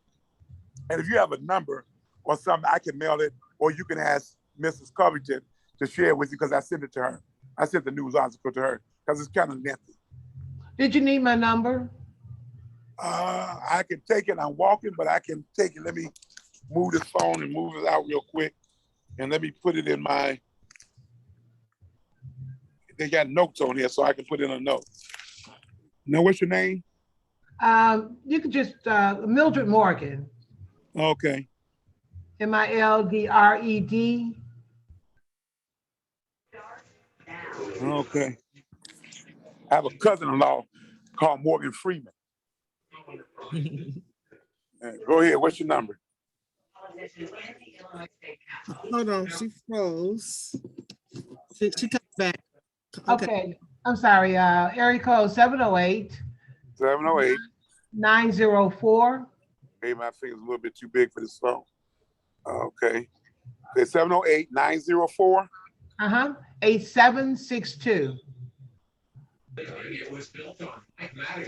Okay, so what I have is Mildred Morgan, 708-904-8762. Yes. Okay, so when I get off this phone, whatever, I'm going to send that information to you. Okay, thank you, sir. No problem. Now, the position for 79th, is that a paying position? The 79th district is a paid position. It's either, I think it's either 69 or 72,000 a year. Per year? Per year. Wonderful, wonderful. Okay. Yeah. So it goes along with with what I have, but I'm already up on the IMRF, and I'm already, I can, as I told the young people, I can retire. I don't have to work. I can retire tomorrow because I have the years and now I have the age. I don't need to, I ain't gonna say I don't need Social Security. I'll be added to it, but I do have, my retirement is already. So I will have the same retirement when I move into this. So it don't become the money issue now. It just becomes me getting in there to do what I have to do because I'm of the same IMRF and I'm from the same retirement system. I mean, I ask a personal question. You're married with children? I am not married with, I do have children. My wife was from the Bahamas, and I was married to her for 17 years. Wonderful, wonderful. And she, and so then we've been divorced since 2006. And the reason we got divorced is not because we hate each other. She says that I was fighting too much for the blacks and the thing, and she wanted a peaceful life.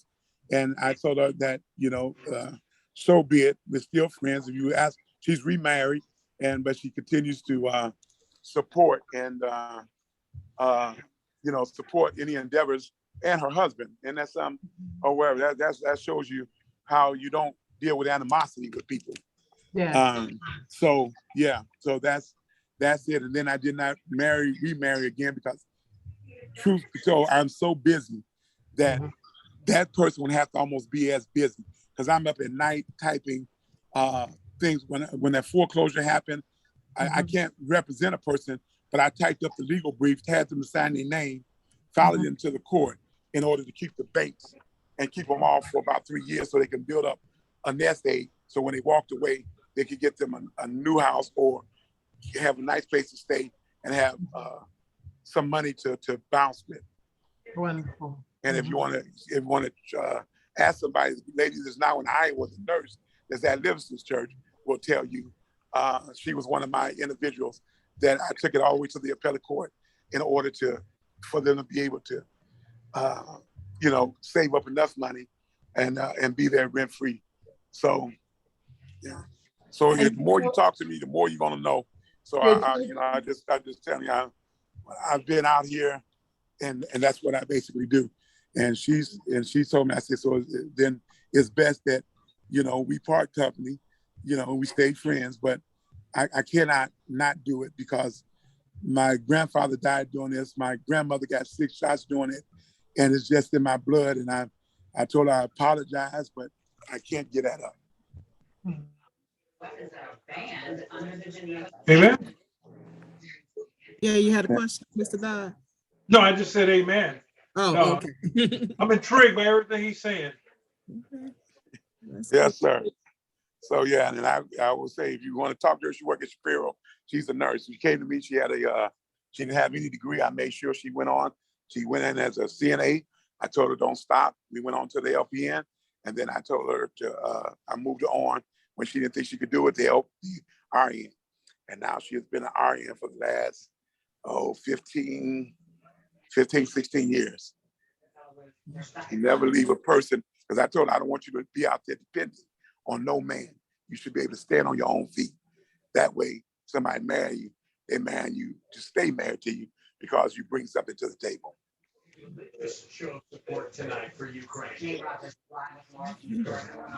You stop before I be telling y'all, you'll be going on and on because I can answer.